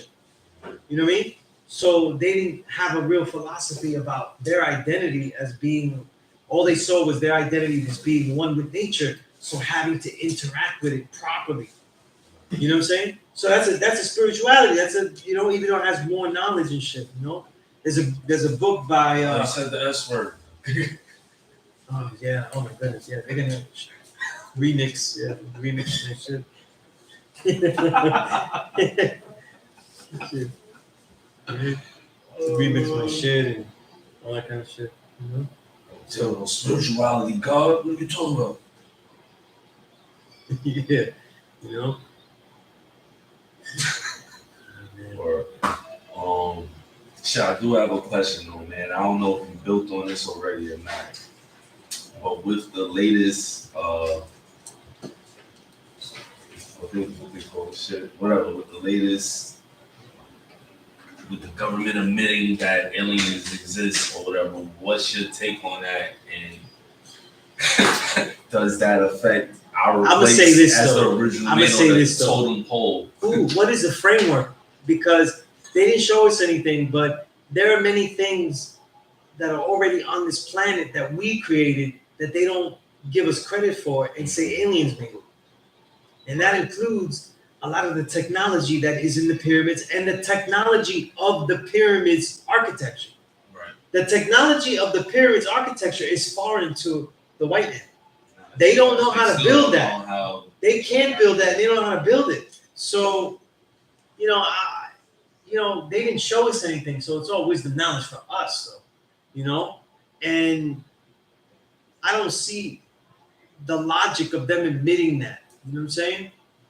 Other than they're just trying to CIA files and been news reports on it. But I'm like, why y'all saying it now? I'm gonna say this though.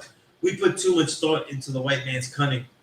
And I really do feel that the hubris, the devilishment of them has clouded their views. And over time, though, I do feel that they lost a lot of their original 10% knowledge. In other words, that we are really the true and living God. And I really feel that that a lot of the things they see, they don't realize that we had made that. And they attribute it to outside forces. You know what I'm saying? Like we be acting like, the white man knows this and that. Nah. Their own ego and devilishment will eradicate their own selves as well. And now they just start attributing things that they still cannot explain to some outside, entity, Right? Because if there are aliens and they came here with advanced technology and shit like that, first of all, they would be smart enough not to deal with this planet.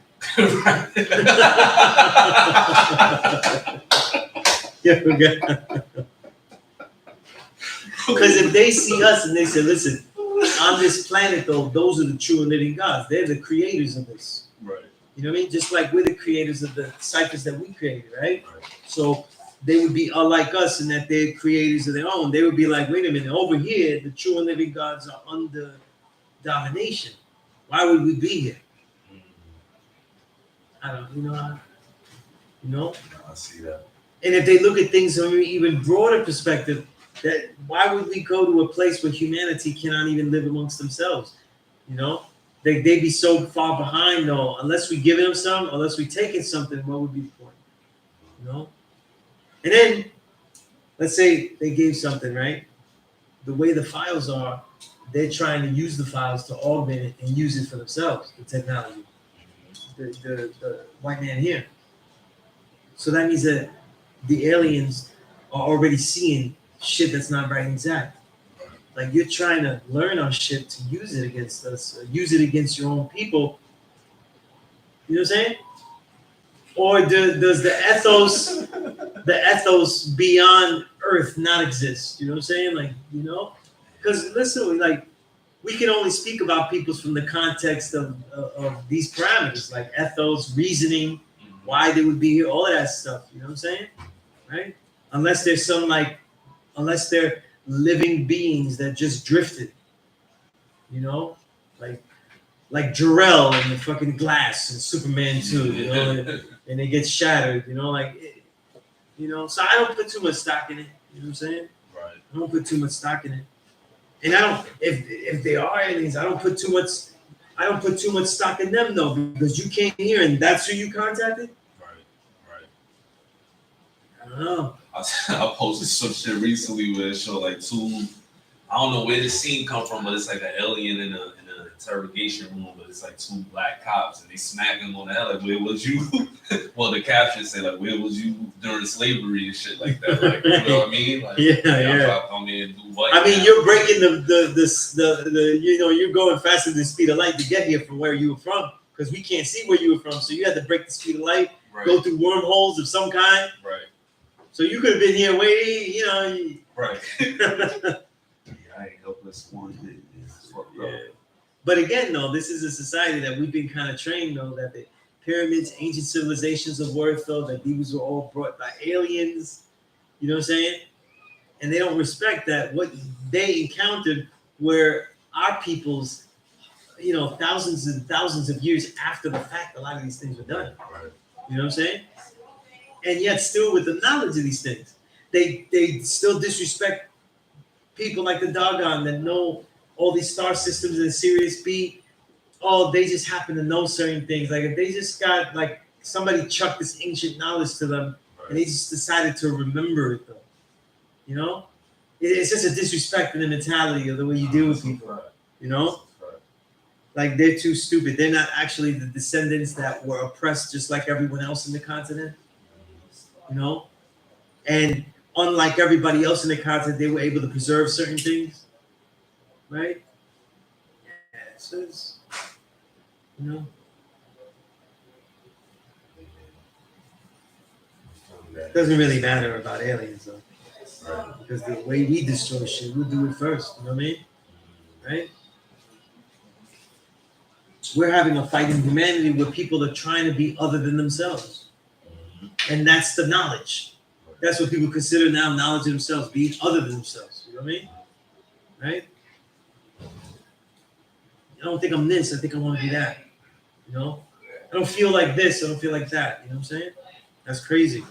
You know? That's the same. The way youth, especially when they're in their teenage years, I don't feel good. I don't feel good as a woman. I don't feel good as a man. When you're still a teenage boy or girl, that's the same thing as a caterpillar saying, like, you know what? I don't want to be a butterfly, man. I'm just, this caterpillar life is what it is. I identify as a caterpillar. You know what I mean? You know? Come on, man. Like the development to be is one of hella love, hella right. You know what I'm saying? Right. Shit. Right, and now the young boys are not going from cowboys to girls. They're getting Different,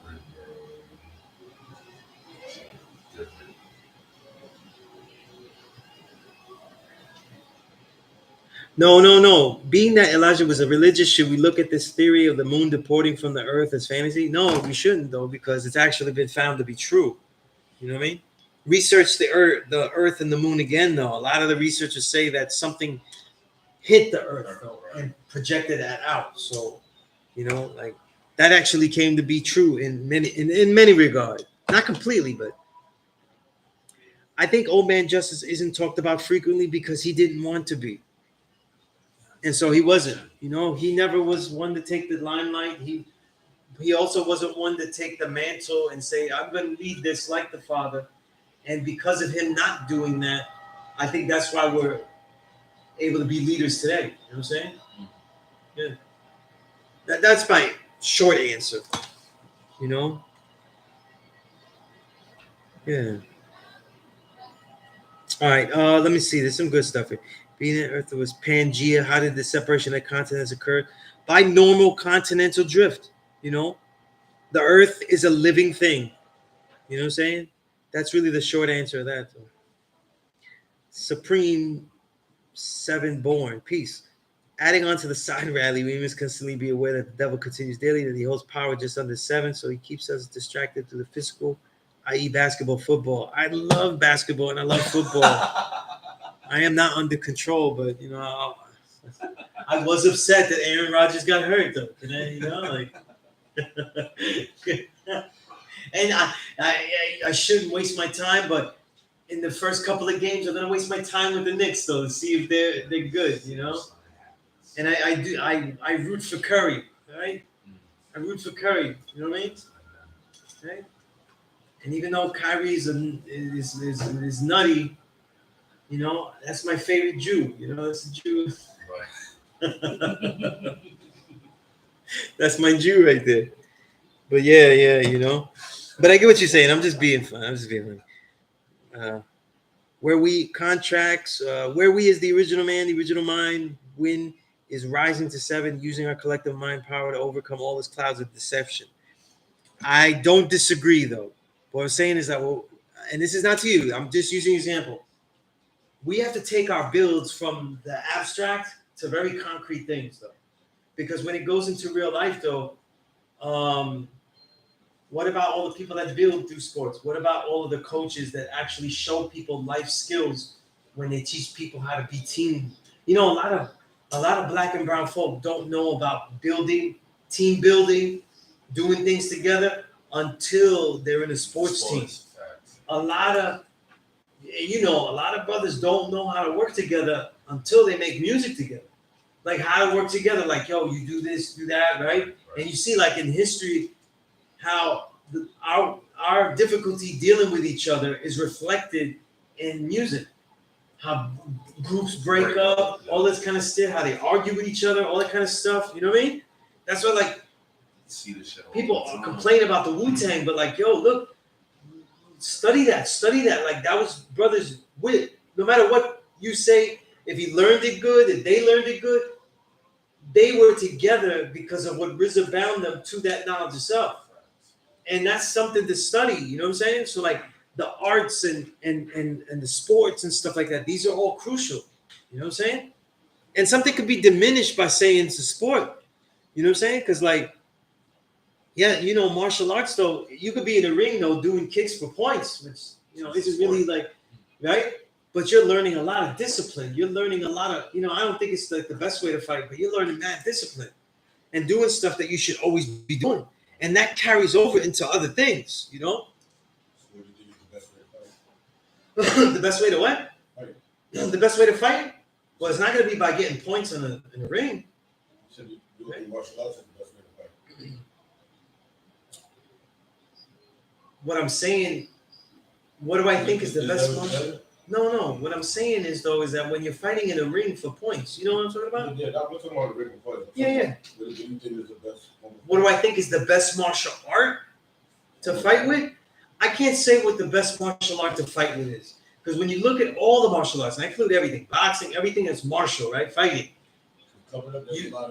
You get a lot of athletes though. So like when we watch MMA, they do a lot of sloppy shit, but they're such great athletes so that they would rip your head off, right? So the way I judge a martial art, what I think is the best is what is it's biased because it's what I do. But to me, the best martial art is something that anybody could do with the least amount of athletic ability and be able to defend themselves. That's why I love Wing Chun. Because in Wing Chun, though, you don't really have to be an athlete for that. You don't need that knockout punch because the punches aren't knockout. You know? You don't need to. You never flail your arms and lose your balance though because you're not doing high kicks and you're keeping everything just blocking this all the time. So what I would say is the best martial art is something that keeps people defended and being able to attack easily. So if I had to pick one, I would say Wing Chun, but it could be any of the martial arts that people pick correctly for their body type. You know what I'm saying? Right? So that would be, you know, and of course, where you go into. People will do like great martial arts like judo and Brazilian jiu-jitsu and shit like that. But in the places in the city where we end up though, we're not really fighting in open spaces though. You know what I'm saying? So that might not be suitable, let's say if you're in a train or in a train car, right? So it depends on what you're dealing with. You know what I mean? But I'm not elitist like that where I say what I do is the best thing. You know what I'm saying? I know what's the best for me. You know what I'm saying? But that's what it is, you know. Right? But all these things, whether they're for sport and things like that, they develop a lot of things in the youth. You know what I'm saying? They develop a lot of things. They shouldn't be discounted, you know.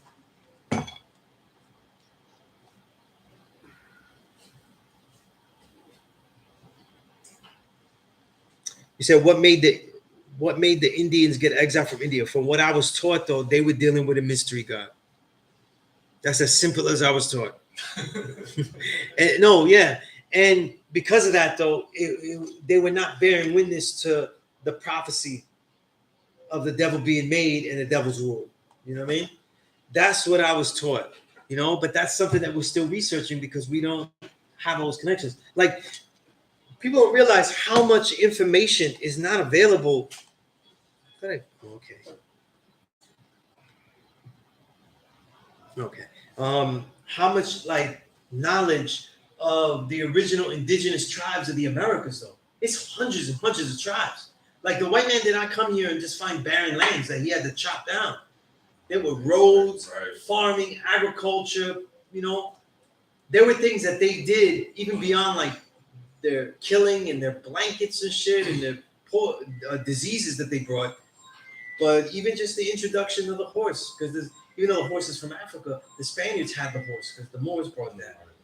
The Spaniards were the ones that brought horses into the Americas.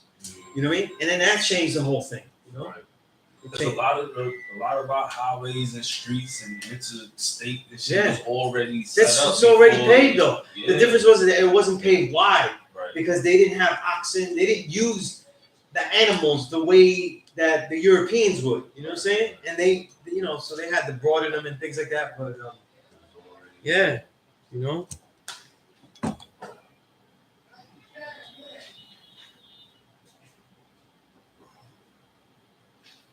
That's an interesting question, Noah. Elaborate on the synergies between one's reality as God and you universe.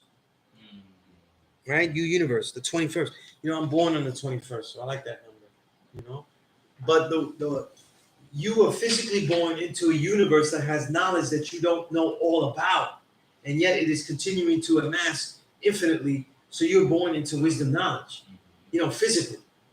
You know, so that's how I see the universe on that level. And then, so the reality of God, though, is to see ourselves at this moment in time, but also be able to go back and connect, you know, into that. So it's kind of a cipher. You go back and then connect and get deeper and deeper. That's why I say perfection is constant elevation at an ever increasing rate, but that rate is one of depth, you know, not a linear rate. It's a depth rate, you know. But I don't know how I'm doing it though. But That's a great question because the irony in it is a lot of times when people transition out of the mystery God thing, they're like, oh, you know, the universe. It's see, the thing is, Allah is all. Allah is all. So we have to look at that as beyond space and time, right? Then you realize that if Allah is the original man, then it's all original men beyond space and time. The most significant being those with a knowledge of self.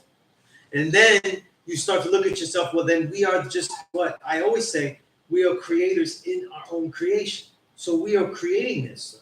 Now that you exist, there's all these other things that went on, but now you are creating within this creation, right? And everything that you experience, though, is part of your creating. And that goes into the writing your history in advance. In advance as well, right? Because the more that you learn about things, the more that you start to say, well, it ought to be. What if it was like this? You know what I mean? And that starts to build a way to change things, you know? But that's the relationship, you know? And it's a way of connecting us to all time and space. By having a moment, we make time real, right? And we make space real. That's why being born as the true and living God in the physical, though, is a very important moment, you know? It actually doesn't, it seems to limit you, but it actually connects you with everything. It connects you in that way because being the true and living God cannot just be in the infinite, but also in the finite realm. Not just the infinite, it's all realms, you know? And I think that's where people get the confusion. Right. That was something, though, that Meher Baba said in the book. He had a lot of books, but he had a short book. And he said that God can't just be infinite. Because then it's not master of the finite. Because it's not even in that realm. This is Meher Baba? Meher Baba, yeah, that's his name. Yeah. Meherbaba, yeah. Weird, interesting life he had. Interesting life, you know? Interesting life, you know? But, who is it that's the true and living God that is in all realms, beyond time and space, and the infinite and the finite? It's true and living God. Original man, you know. But see, sometimes when I hear that, I was like, is there like an original man somewhere in the somewhere? Well, in you know, in the 36th dimension. Ask the aliens when they pull up get here. on Ezekiel's will when they get here. Right? They're you know, they're somewhere, they're around somewhere, you know. Say they already hit. Yeah. I don't really like their choice though, who they decide to talk to though, as soon as they come. Right? So they come here. Elijah Muhammad said that those ships that they talking about, right? You know what he said? Mm-hmm. He said that was us. Yeah. We gonna shock the world. And we on them ships. The original people is on them ships. Now there's a you know about the mother. yeah, absolutely. Elijah Muhammad. Now technically, if there are aliens, they had to go beyond time and space. They had to go past the speed of light, which also means that they also change time, that they could actually go past time. Right. So they could go, that's the whole time concept. The only thing that makes nobody be able to go forward or backward in time is because they can't beat the speed of light. But if we have aliens, it means someone did, which means that what the God said, these could be brothers from the future. Right. Right. So, you know what I mean? So if it's anybody, it's just me. Right. Shit. It might be my, you know what I'm saying? My, you know, great, you know, my grandkids and shit, Right, you know what I mean? Like, Word. have a fucking pin of me, you know what I'm saying? That'd be dope. Man. Fucking pin, you know? It's 2 years though. I said, what'd you use that picture for? I didn't like that. You know, shit. You know? But technically, it actually makes sense it'll be us though. That absolutely makes sense. That, you know, because remember, the time period that they had to have come from has to be way in the past or way in the future. Right. They can't just be brothers that's like, well, it's 2023 and we just came in. Right. That's a cartoon. That's not. Right. They have to be, you know. So, you know, they could be as alien as an illegal alien. You know what I'm saying? From Mexico. You know, they could be just brothers from another dimension. You know, Right. the future. Right. I mean, shit, that's how Men in Black depicted in the sense that these motherfuckers is just regular looking motherfuckers. Right, yeah. You think they gonna have cone heads and wide eyes and shit, they look like regular motherfuckers. Yeah. And it's funny, if you want to see alien shit, just watch documentaries about the sea and the sea life. Right, exactly. Shit. And insects. I'll be like, there's the aliens Yeah. right there. Yeah. That shit You know? don't look normal. Yeah. Insects and sea life, like they have the most interesting. Out in Savior's Island, guy, Right. I'll be taking the phone out and taking You pictures. be in that big ass pulse. Yeah, and I'll be like, all type of I'll shit. be with my little one, and I'm like, what the hell is that? And we just, you know, we take. And they still finding new species Yeah, of insects yeah. and things that have evolved over time. And see, that's the nature of everything. That's the nature that's beautiful, though, right? So, you know, I saw this thing that George Carlin said in a book, a comedy book of his, and he was saying that he's being funny. He was saying that everything is natural. So if man makes something out of something, it's still in this world, so it's natural. In that sense, yes. So then what would be that is unlike the earth, that destroys the earth? You know what I'm saying? So that's a possibility too. And that's what we get with all the chemicals and all this kind of stuff like this. But when we look at the way the earth works, though, if you deal with it in not a destructive way, the things that we release, the purging of our bodies and all these kind of things, right? The earth is actually needs these things. So there's such a balance of negativity and positivity. You know what I'm saying? It still takes the Right? Because if it sounds gross, but if like we defecate, if we vomit, things like that, the earth is using that. It's actually, you know, it's using that. You know what I'm saying? It's when you devise things that would not naturally come about in nature that you make something that is unlike the earth. And when you mass and combine that with the mass usage of the resources of earth, so where it cannot replenish itself, that's where you get the destruction, that combination, you know? And that's what we got, you know?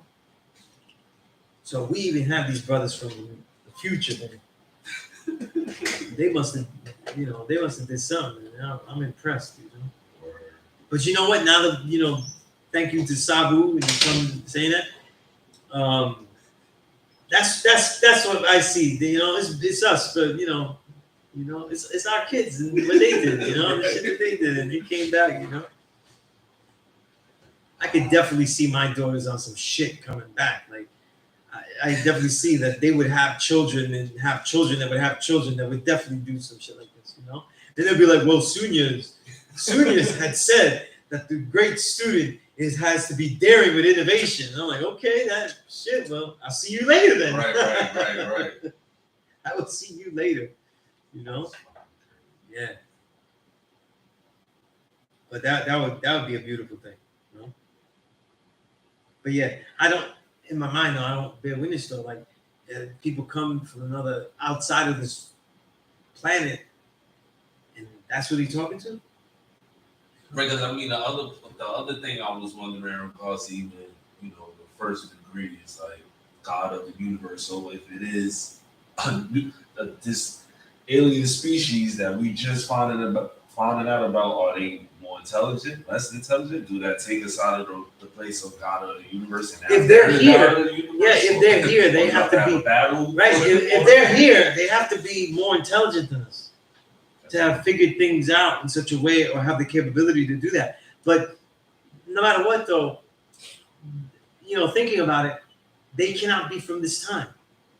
They have to be from such a distant time, though, that is most likely from the future. Because if they can't come from the past, because if I'm being most logical, the past wouldn't have the technology. Unless you're saying that the past of some distant place, though, is of a totally different reality and so far advanced, though, that their past is greater than our present. But then that's now assuming that there's some aliens and shit and weird looking things. But if we just deal with what we know, and all we know is this humanity, then they would be us from a distant time. You know what I mean? Because no matter what, though, and they lie, whatever they show us, though, is never their greatest achievement at that time. So if they have people going up in space, if they have people fucking around and taking joyrides in space, then that means that they're way past that. They never show you what they have now. You know what I'm saying? Right? So these phones able to record, able to do all this stuff, they had that a long time ago. But they went out, they were spy weapons. They didn't show it to us then. So what they have now is way beyond that. They show us in Jetsons cartoon. Right. Just like we were hearing things and we're saying, oh, they're gonna come with transhumanism and shit like now, right? But now all of a sudden, now you're seeing like, oh, it's so cute. Look, right? You see things where you say, oh, look in the crowd in the stadium, they had some transhuman robots. You know what I mean? First of all, that's not fucking cool to me. Like, that shit is fucking sick to me, you know? I've seen that shit. Like, first of all, they're at a sporting event. They didn't, I could use that fucking seat right there. You know what I'm saying? And the motherfuckers wasn't smiling or nothing. I know, you're not even enjoying the game. Right. This is a game. Cheering nothing. And if they're there, they're basically there to they're testing to see how people react to them, and then also studying how humans move and shit. You know? Them shits like got a mind of its own. I ain't trying to kill the whole feeling it at all. Yeah, like it's some iRobot, Terminator shit. No. And it looked just like some shit I seen in I forgot the movie, but it was like the same shit. Yeah. What the fuck? Yeah, that's not cool. Yeah. I don't want to see. Not cool. Not cool. Yeah, I don't want to see humanoids. You know what I'm saying? Like, I don't want to see that. And it's crazy because, what's the only way to know how to use things? To police us and control us, though, while as absentee landlords and controllers of our destiny. So instead of them being here, instead of police being here, they have that here. Who are you going to complain to? You're going to complain to a robot? Right. We can barely complain to a cop. That's about to be the next thing. Yeah. That's about to be the next thing. And that might usher in the purge, communities and shit.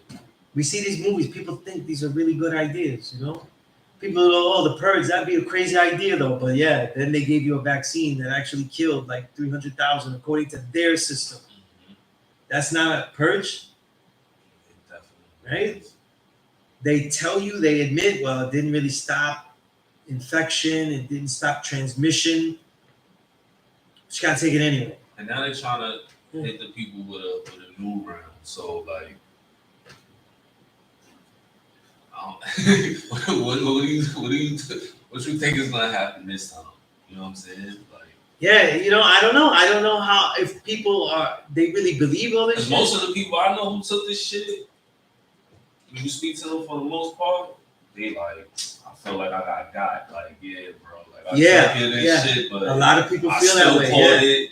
I'm gonna tell you Still got something. sick. Who it really did damage to was the very, very elderly.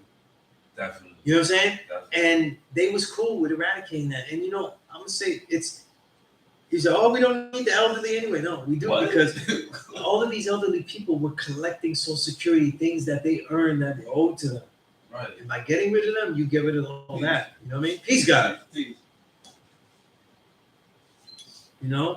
And that's a big problem. You know what I'm saying? That's a big problem because that was their way of generating wealth. So whatever they had left to their family, you know what I'm saying? And possibly investing it in things of their next generations too, So they didn't just, eradicate you, But That's the thing with family itself. You don't Yeah. value the elders no more. Yeah. It don't seem like we have as much elders as we nah, had nah. before. Yeah. Like I said, I'm dealing with that with my old king, and that accelerated everything that he had, literally, and he still went to the doctor and was asking for another shot. And he was like, basically like going to a dealer and said, I ran out, I ain't got no tops no more. Like they were like, I ain't got no more. So they would have gave it to him, but they ain't got that, But we really have to do the knowledge, man. We really have to do the knowledge, though. Oh man, peace, God.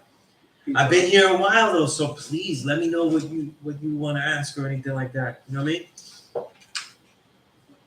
Knowledge, right? Have exercises where you try to define supreme mathematics, each degree in 1 or 2 words. You know what I'm saying? Right? This is how you develop an understanding. Don't say wise words being spoken. That is not wisdom, though. That's a fail. I give you a fail.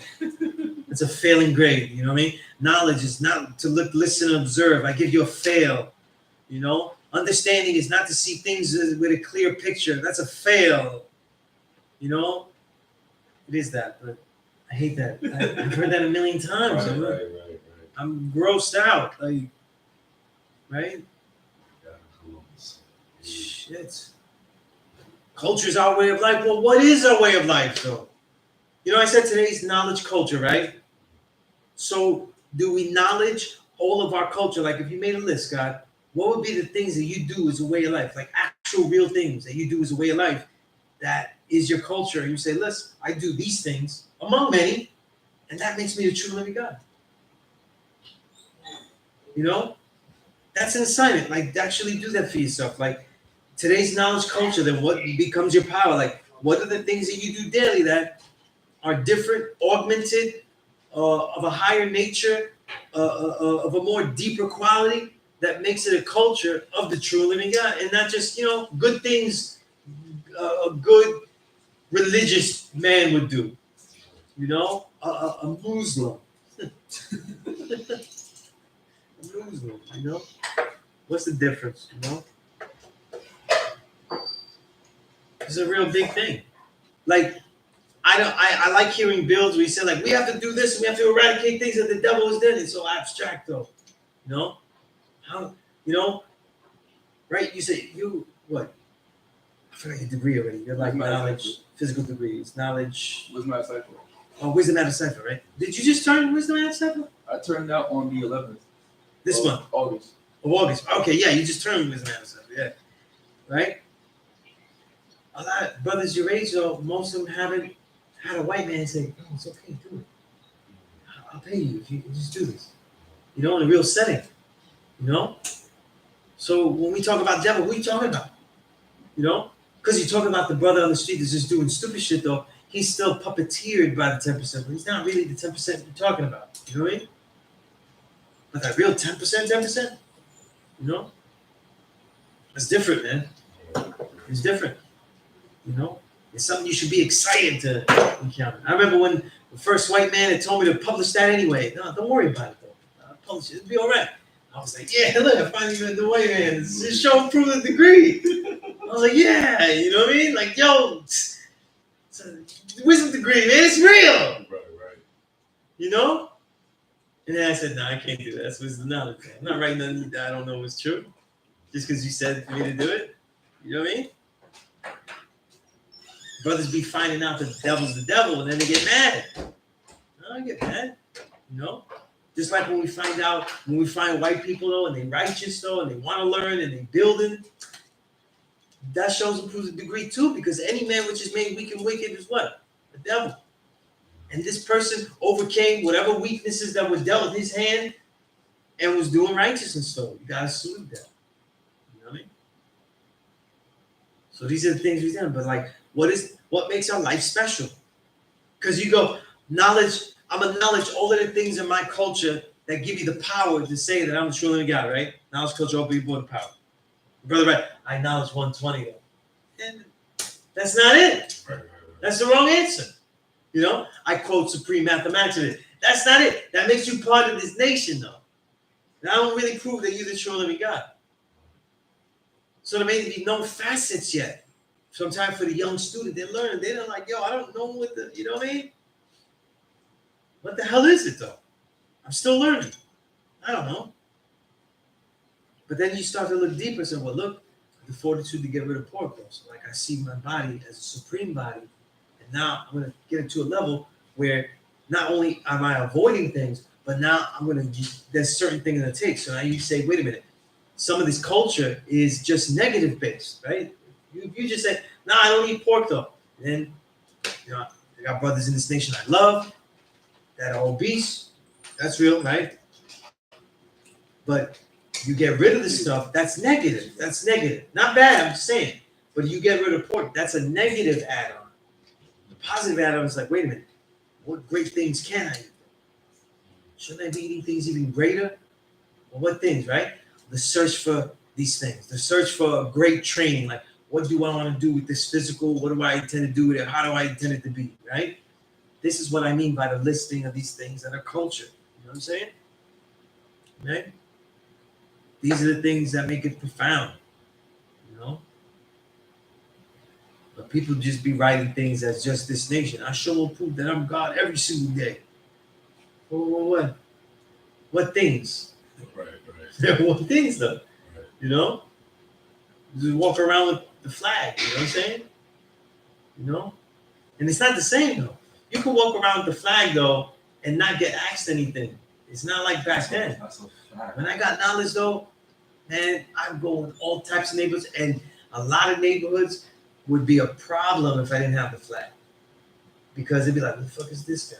You know what I mean? And I got love for the flag and everything like that. You know what I mean? Right? It's not like that anymore. It's just more, unfortunately, clandestine. You know? Quiet, under wraps. Maybe not voluntarily, but under wraps, not always known. So how are you the true living God everywhere? Are you going to rattle off things everywhere you go? You know, every now and then just yell out, black man is God, you know? Right. This is out of nowhere. Everywhere you go, you know? I seen that too, though, man. Never forget, first time I saw that, I was on Columbus Circle waiting for the A train. So a brother come down, he's ripping his clothes off. I was like, hey, yo, come on. Do not get to the end of this wardrobe here, man. I don't need to see this shit, you know? And I kind of pushed him. I was like, this stuff. He's yelling out, the black man is God. And he's taking off jewelry. And I'm like, and he throws it in there. You stupid fuck, you could have gave me that. What are you doing? He's throwing rings and shit in there. And I'm like, yo, I said, you need to go somewhere. You know what I'm saying? And he's yelling out, the black man is God. And I was like, yo, that's the first time I saw somebody that can't hold it. Like they actually can't hold the knowledge though. It's overburdened them. You know? They go out there, they see that it's a fact. They historically see it's a fact. They see it by the logic and the proving the degrees. Then they go out though, and they realize that it's not a reality that augments their place in the society. So it's the toughest moment. Closest. Yeah, it's just, yeah. Because people go to religious things to deal with their psychosis. And usually the lie of the mystery God, soothes. Yeah, that's a good word. Soothes. Yeah, it soothes. Yeah, it soothes, You can't do nothing about it though, but soon you'll be up there. Right. You'll be all right. You're gonna be good. You have a place in heaven. You know what I'm saying? Right? It's not angel baby though. It's angel man. You know what I mean? Like you'll be an angel man. Up there. So when you deal with all that, what are the things that you do? Right? You're a young man, right? You go out there, right? There's less young men that know this stuff. There's no music that mostly young people listen to that's going to be saying anything of any deep thing, let alone that, right? The most basic militant topic is police brutality, no matter what it is, right? That's the most basic level of, not saying that's not valid. It is, absolutely. Basic militant ability, you say something about police brutality, though. Shit, I did an album, my first one, I had a police brutality song, right? Yeah, I mean, I didn't talk about police brutality. I talked about marching against police brutality and how I felt little doing that. So I gave it a different angle. Like, it felt like they could have killed us whenever they wanted to. So like we're marching against them while they watch us, so we get out of line, though, then they kill us, though. So, you know what I mean? Like, I felt like, wow, this is stupid. Right. Right? You know what I mean? We're walking towards them with the signs. Right, yeah. And that's my first, when I was first doing that in the rally, you know what I'm saying? And in the verse I put that I was talking to Fat Joe, because I was with Fat Joe for a lot of the walking. But I was like, when we got to the front, they're saying, yo, you can't move, we're on the bridge, right? And they stopping us, and you can't keep going. And everybody's yelling and shit like that. I want to yell, I want to get in front, but then I'm like, damn, he's carrying this, he's carrying that. They got shields, and I'm like, what the fuck we doing there? Like, Right, what's the point? I ain't got no weapon. We're marching against police brutality, but they get ready to brutalize us, right? It just was crazy. But this is the first lower, at least lower level, and the popular. Since hip hop is so big now, the popular music is thought to be the rebellious music. You know what I'm saying? It's thought to be the most rebellious music. Doesn't matter if, it doesn't matter what they're saying or what they're representing.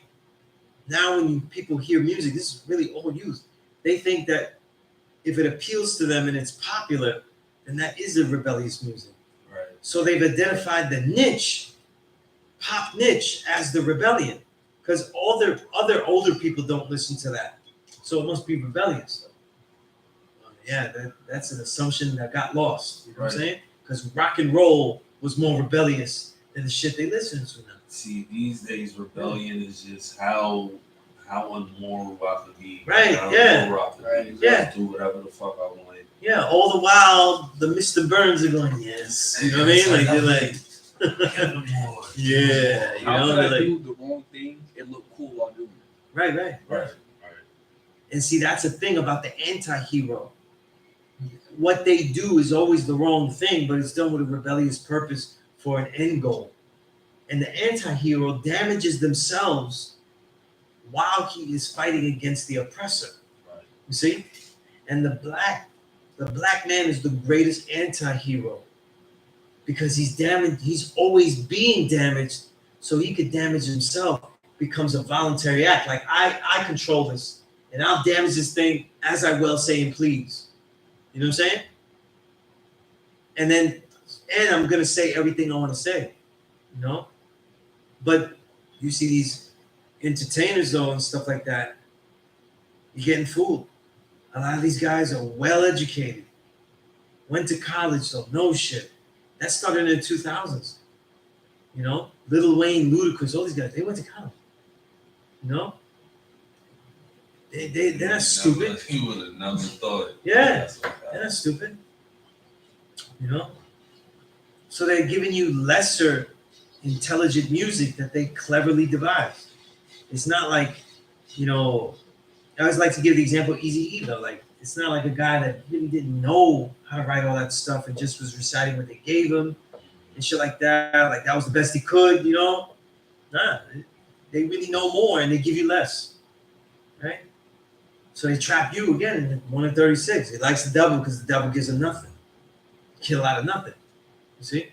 So then now your whole age group, we're here, right? That's why you don't hear it from me. We're supposed to go, oh God, you got to go out and teach and shit. Go out and teach and shit like that. And it's a cipher I know.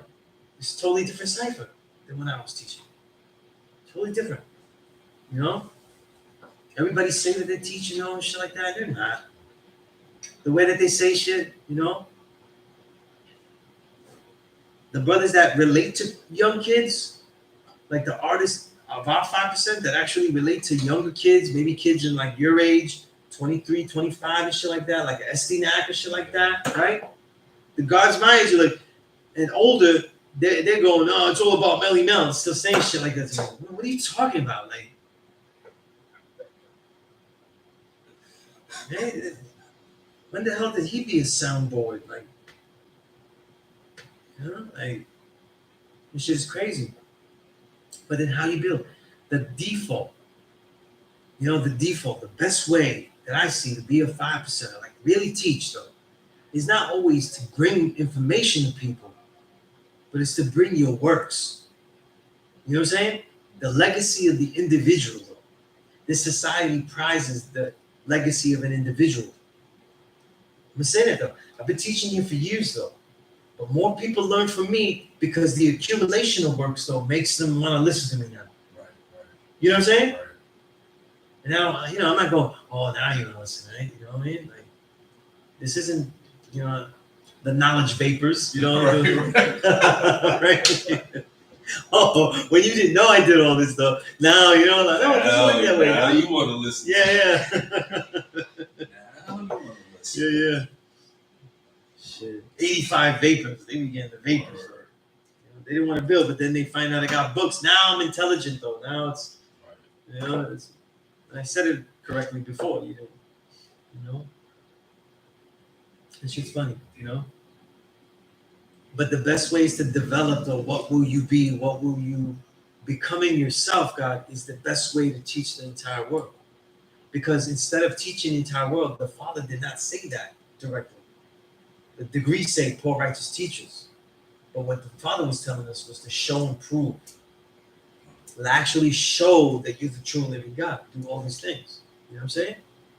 You'd be surprised, though, that if you're around people and they see you being right and exact, though, and see the fruits of being right and exact, then all of a sudden, you're like, you know, because I'm the true and living God. I see myself as the true and living God. And that's part of that's the major reasoning and mentality of how I get all this done. And now people are like, oh, shit. Show me more. Yeah, you know? And then what you expose, you put a light on what civilization really is, and then you show them the righteousness. And when they're ready, they get the knowledge of self, right? And the science of everything in life, which is love, peace, and happiness, right? In that inclusion, right? So it's all the steps. It's all the steps, right?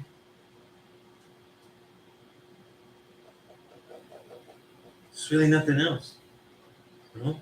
The more society as a whole strays away from into barbary, into savagery, right? Into disconnect, then the more weight has to be on the individual to show that civilization as a lone concept. Because all societies, there's very few that have it. All societies that I have studied that become savage, like the way this one keeps getting more savage, people are more fragmented into individual realities, into their own self, into this. And it's not something that I'm just saying. This is what many ancient philosophers have documented the same thing. You know what I mean? So then the way you fight back, though, is by being an individual of merit, though.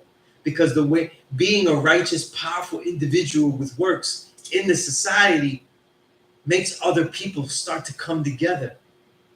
You see? And it brings those people together. These are the blueprints. You know what I'm saying? These are the blueprints. Right? Each one teach one by showing. Teaching is just sharing, right? Right.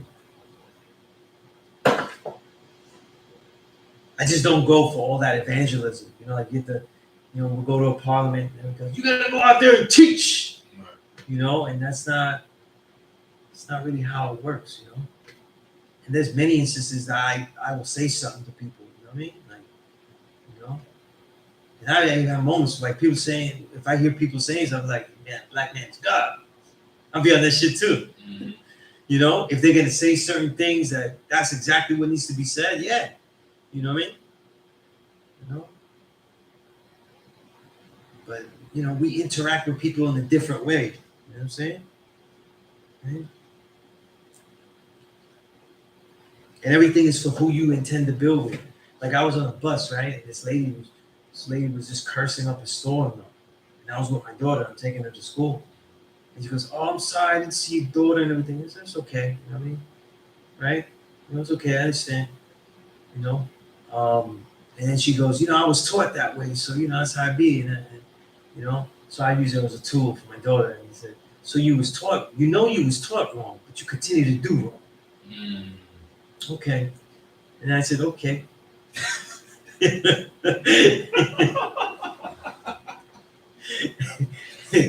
And then she didn't curse the rest of the ride, though. That's for sure. Right. But I said that on purpose, though, because I wanted to show my daughter, like, you know, if you know you was taught something wrong, that don't mean that you do that wrong. You know, you can't use that as an excuse. You know what I mean? Mm-hmm.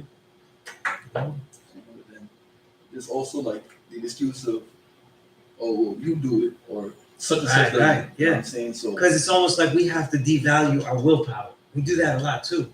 You know, I can't. I'm conditioned. You know, I'm conditioned. You know, they admit to their conditioning. But the truth is that living in a society, whether it's righteous or not, is always dealing with conditioning. You know that, right? Like it doesn't matter if it's good or bad. When you live, as society grows and society interacts, just like all of the universe, so it's us creating, as creators, creating creation. The creations of others are also creating this creation, and we interact. So we're all being influenced and guided by what other people do. That's why I go the whole plus lesson thing where I'm saying like, yo, that's some bullshit though. We have to respect. We get taught by other people's understanding, and then you decide what understanding was right and exactly. You build on it, and you come up with your own unique ones, right? That's what. How could you? If there wasn't a best part, how could you take the best part? You know what I'm saying? Right? But people say that shit, and I'm like, yo, you didn't learn with nobody? You didn't learn with nobody? Or you're gonna devalue things, right? So let's say, you know, you get, listen, Michael Jordan's gonna teach you. Now, Cypher, man, I'm gonna do this shot my own way. Right. Are you crazy? Are you crazy? He teaches me how to shoot a free throw. I'll take that. I'll take that lesson. He show me how to shoot a free throw. You know what I mean? And the way he does it is the way I'm gonna do it. The way I thought I was doing it before, I ain't doing it like that no more. I'm doing it the way he did it. You know? Just like when I learned on my C gun, I saw him do some shit, and I was like, the way he does shit is the way I'm gonna do it. You know? I'm gonna do it like that. You know? So like we validate and then we learn, you know? So we're interacting with all this stuff. So we are influenced. We are, you know? And that's a beautiful thing. You know? What the hell you think DNA is though? You didn't get new DNA, right? You got a special combination, but you got DNA from your father, you know, from your mother.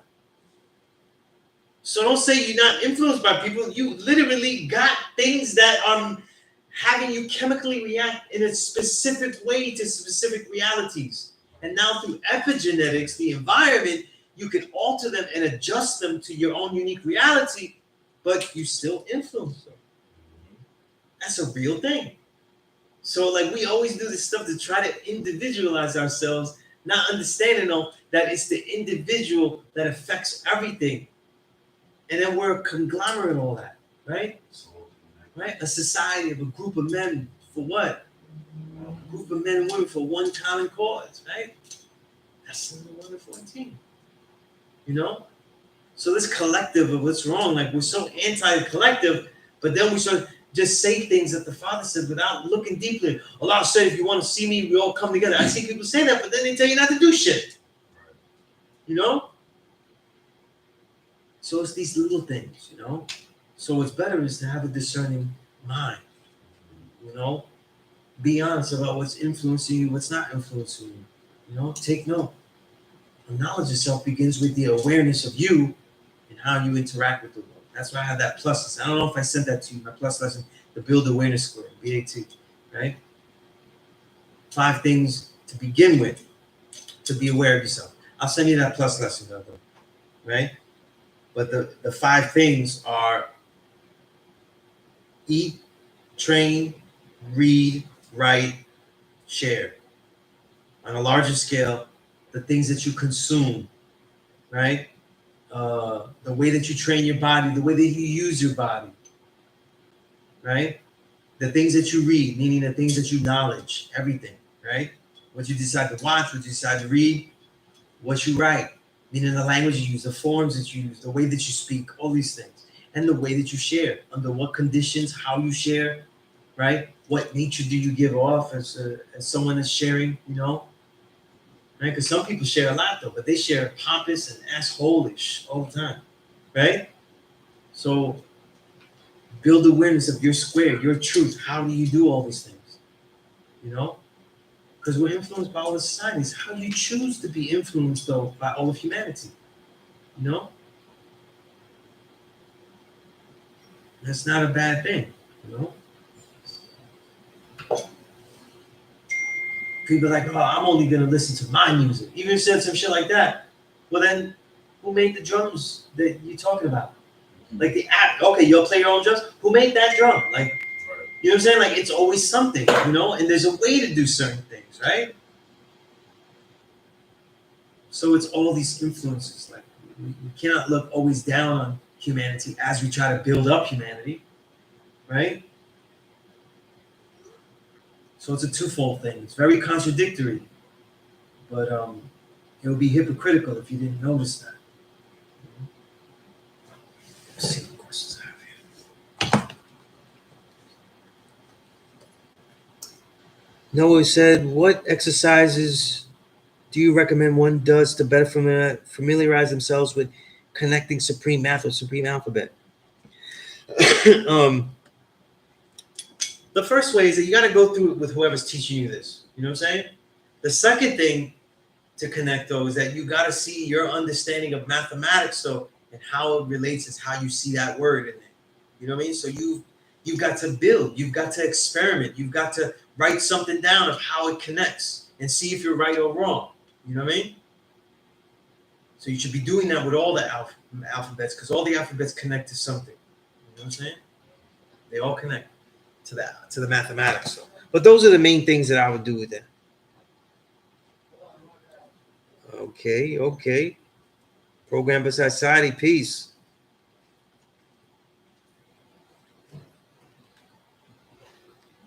I would love to go. Why Supreme Allah? What that means too. You know, I don't have any books concerning the Pangea or continental drift per se, although I'm not sure. But I have a couple of geography books, but I don't know if they cover that. But that's something that's easily researchable. You know, and definitely I would love to go to Borinquen.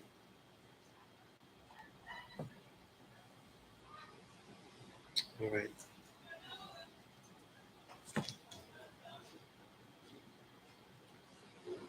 How we building on 120, God? Where you at on 120, God? I'm on the Build Destroy Degree in 140. Ooh, okay, the juggernauts. Yeah. He's heard that. Yeah, he is. I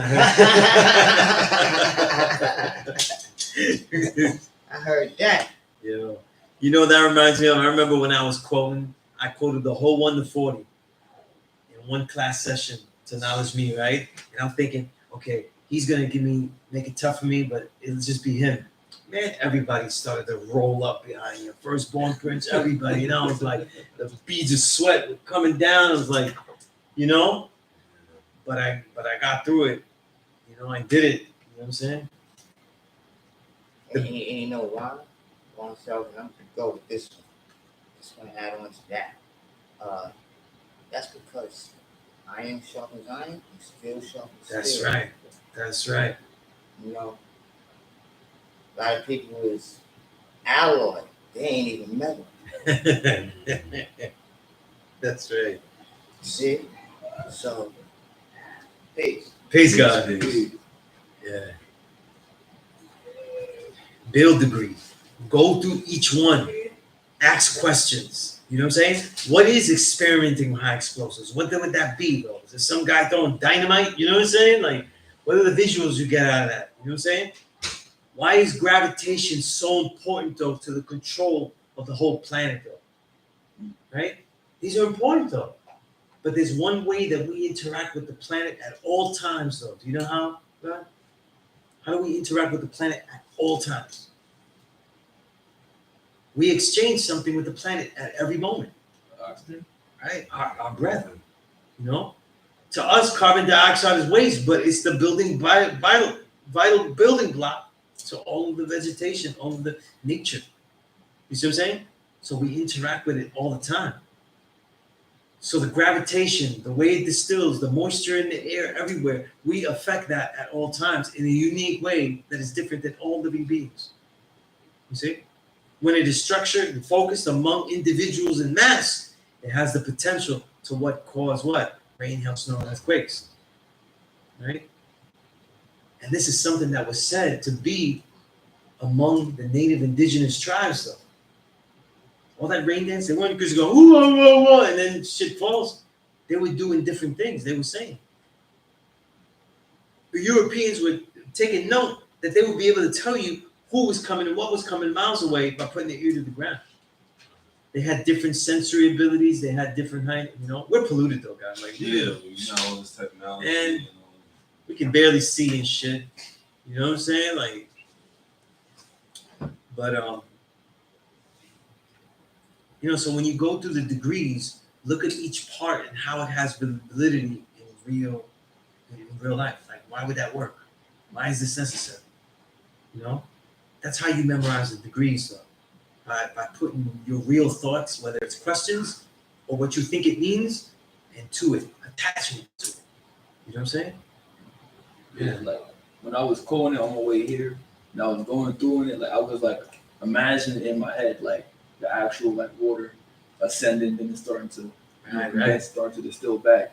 You know what I'm saying? I'm actually seeing it in my mind, so I'm like starting to understand it more and more. Absolutely, absolutely. And see, the knowledge and the way that we share is also in that vein. The more and more that we learn, the more understanding that we have, and that also distills in some form or fashion. You see, Paramahansa Yogananda, right? The one who wrote about, he wrote a short book called Scientific Affirmations, and he wrote that for every page in a book you read, you should be able to write at least 3 pages about it, because it would spark that many thoughts. So he felt that whatever you knowledge, you should get 3 times the insights. Very interesting, right? 1 page of knowledge, 3 pages of thoughts. So for him, it was knowledge to what? Understanding, you know? And so that means that for whatever we take in, though, there was so much more to share, you know? And I see that, though, as like the interaction between the air we breathe in and the air we breathe out. We see it as waste for our body, but everything that we breathe out, though, is useful to all beings, useful to nature. You know what I'm saying? It's intriguing. It's really intriguing. You know what I'm saying? Right?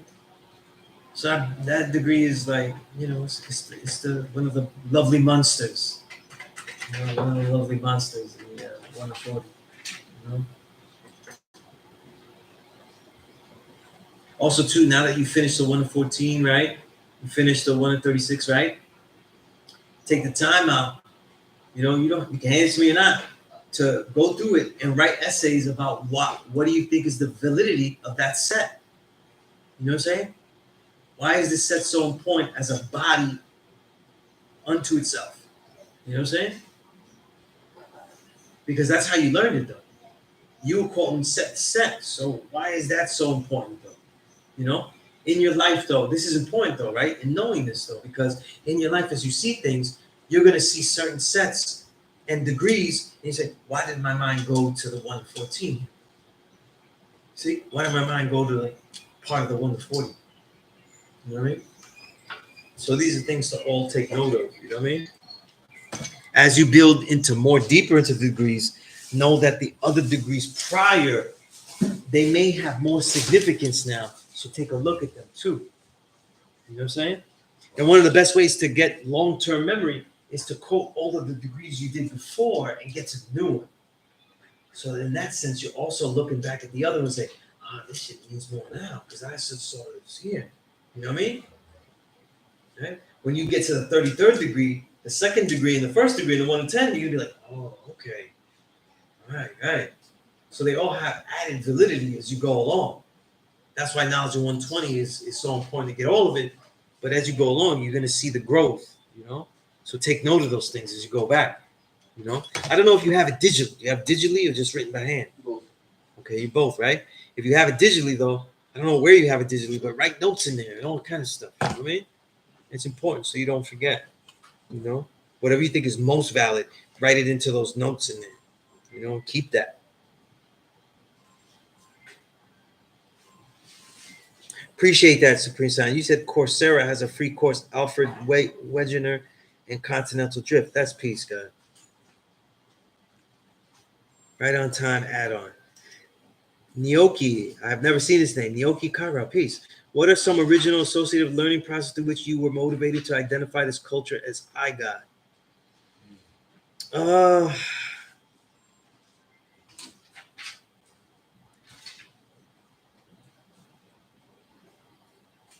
Associative learning processes.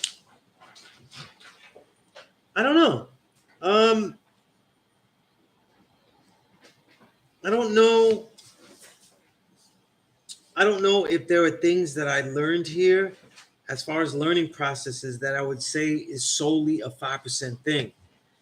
But I would say that many of the learning processes I may associate with this culture because they've been so, they've been so used so heavily. Certain, obviously the memorization process itself and the way to memorize things, that never meant something as much as it meant with this. You know what I'm saying? That never was so valuable or so necessary. You know what I'm saying? Until then, there were just things I would remember and stuff. And I was already coming into this culture, already trying to memorize everything I thought was valuable. So this really fit in. You know what I'm saying? That way of using that. The focus of teaching, who we focus on, the pedagogical focus of the youth. I don't, as necessary, mandatory, absolute. You know? What else? Excuse me. Peace. Peace and blessings. Is this class? Yes, it is. And you are? Christopher Rich. Christopher Rich. Okay. Yeah, I came over here to see if classes go on. I needed to schedule, big card I needed. You made the last remaining minutes. Knowledge is power, but knowledge with understanding, No. I said you made the last remaining minutes of my class session. However, I teach you every Thursday. You have a schedule. You have a schedule. I don't have it on me, but there is a schedule on the wall that's pretty accurate. Okay. Out there in the bulletin board. Thank you. All right. But I'm here every Thursday, 6 to 8. Okay. All right. Sometimes earlier, sometimes later. Yeah, my sight is a little bit bad. My sugar intake. My sugar was 300, so thank God I'm still here. All right. Well, I don't know who you're thanking, but that's peace. Peace. Right. God is God, within, out, wherever he's at, he's everywhere. Thank God for that. Well, that's okay for you to believe that. We don't teach that here. What do you teach you? This nation, God and earth. This is the nation of gods and earth still, so that's why I'm telling you, we don't teach that here. We don't teach that God is everywhere. But if he was a person and a whole bunch of people, I don't remember me being everywhere though, because I'm not in the sky right now. I'm not inside the ground. I'm not in somebody's heart. You know what I'm saying? God body? Am I in somebody's heart? Am I Are you breathing? just God body? I'm just asking the question. My sight is a little bit bad. I'm not trying to be. I'm the true and living God, right? So I'm telling you, I'm being particular because you're in a classroom, right? So in the classroom, we be particular. Okay, thank you for explaining that. That's a good teacher. Thank you. So, I didn't know. Right. So the idea is though is the language, right? So the language is that we don't see God everywhere. We may see things as godly and wonderful and blessed. Thank you. But we teach that the original man is God. So we're not seeing him in everything. Okay? I'm not watching television and seeing God in everything. You know what I'm saying? God is not love. You know, God is not an abstract idea. The whole point of this knowledge of self, the whole point where we had heard that the original man is the Asiatic black man, maker, the owner of the creator of planet Earth, father of civilization, and God of the universe, and said that that must be us now and not in the future time, right? Is because this idea of extraction, abstraction, you know, saying that it's okay that it's within us, though, saying that it's okay that it's in things that we see that are lovely. Those are all perceptions, you know? No. Those are all perceptions. Thank you. I Okay? need that. So when we see the horror in the world, though, then we see it separate than us as well. And we say that is not God, that is evil. And then we take away the responsibility we have of even dealing with that. You see? Now it's someone else that's godly, some other thing that's godly, some other mysterious being, energy, or force that will handle that. So here in the classroom here, though, be very particular about that. If I heard languages, you see God body, nature, gods, and earth. I didn't know. That's why I asked you. Oh, that's absolutely, and that's peace, man. That's peace. You know, if there's anywhere language can be blown up and explode in your face, it's in the classroom. The best place for experimentation of ideas. If you go outside in the world, though, and not temper those things and not study those things and get on your homework, then that's the problem, right? So. I appreciate that.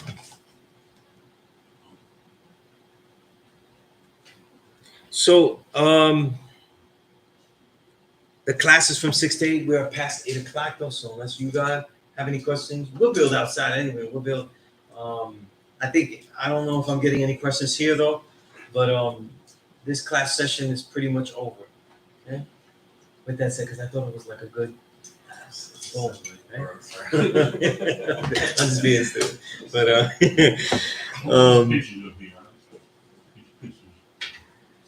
see the distinction CI-wise though is Allah seen and heard everywhere though is the works everywhere. Allah see Allah was just building on Allah saying Allah. right. Allah seen and heard everywhere is because I'm talking about the works of Allah that He's seen and heard everywhere. The truth of it, the ideas of it, the knowledge of it. But when we're talking about God is in everything, you're saying that God is here, God is there. It's not particular.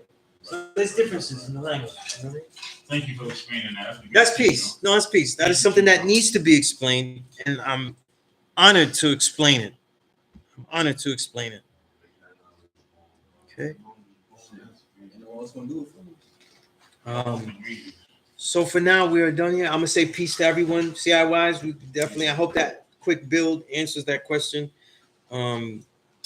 Anybody want to build? If you have my math, text me. If email me so we can build. You know what I mean? All right. And if you email, send it, forward it back. Show me you already sent it. Top of the pile.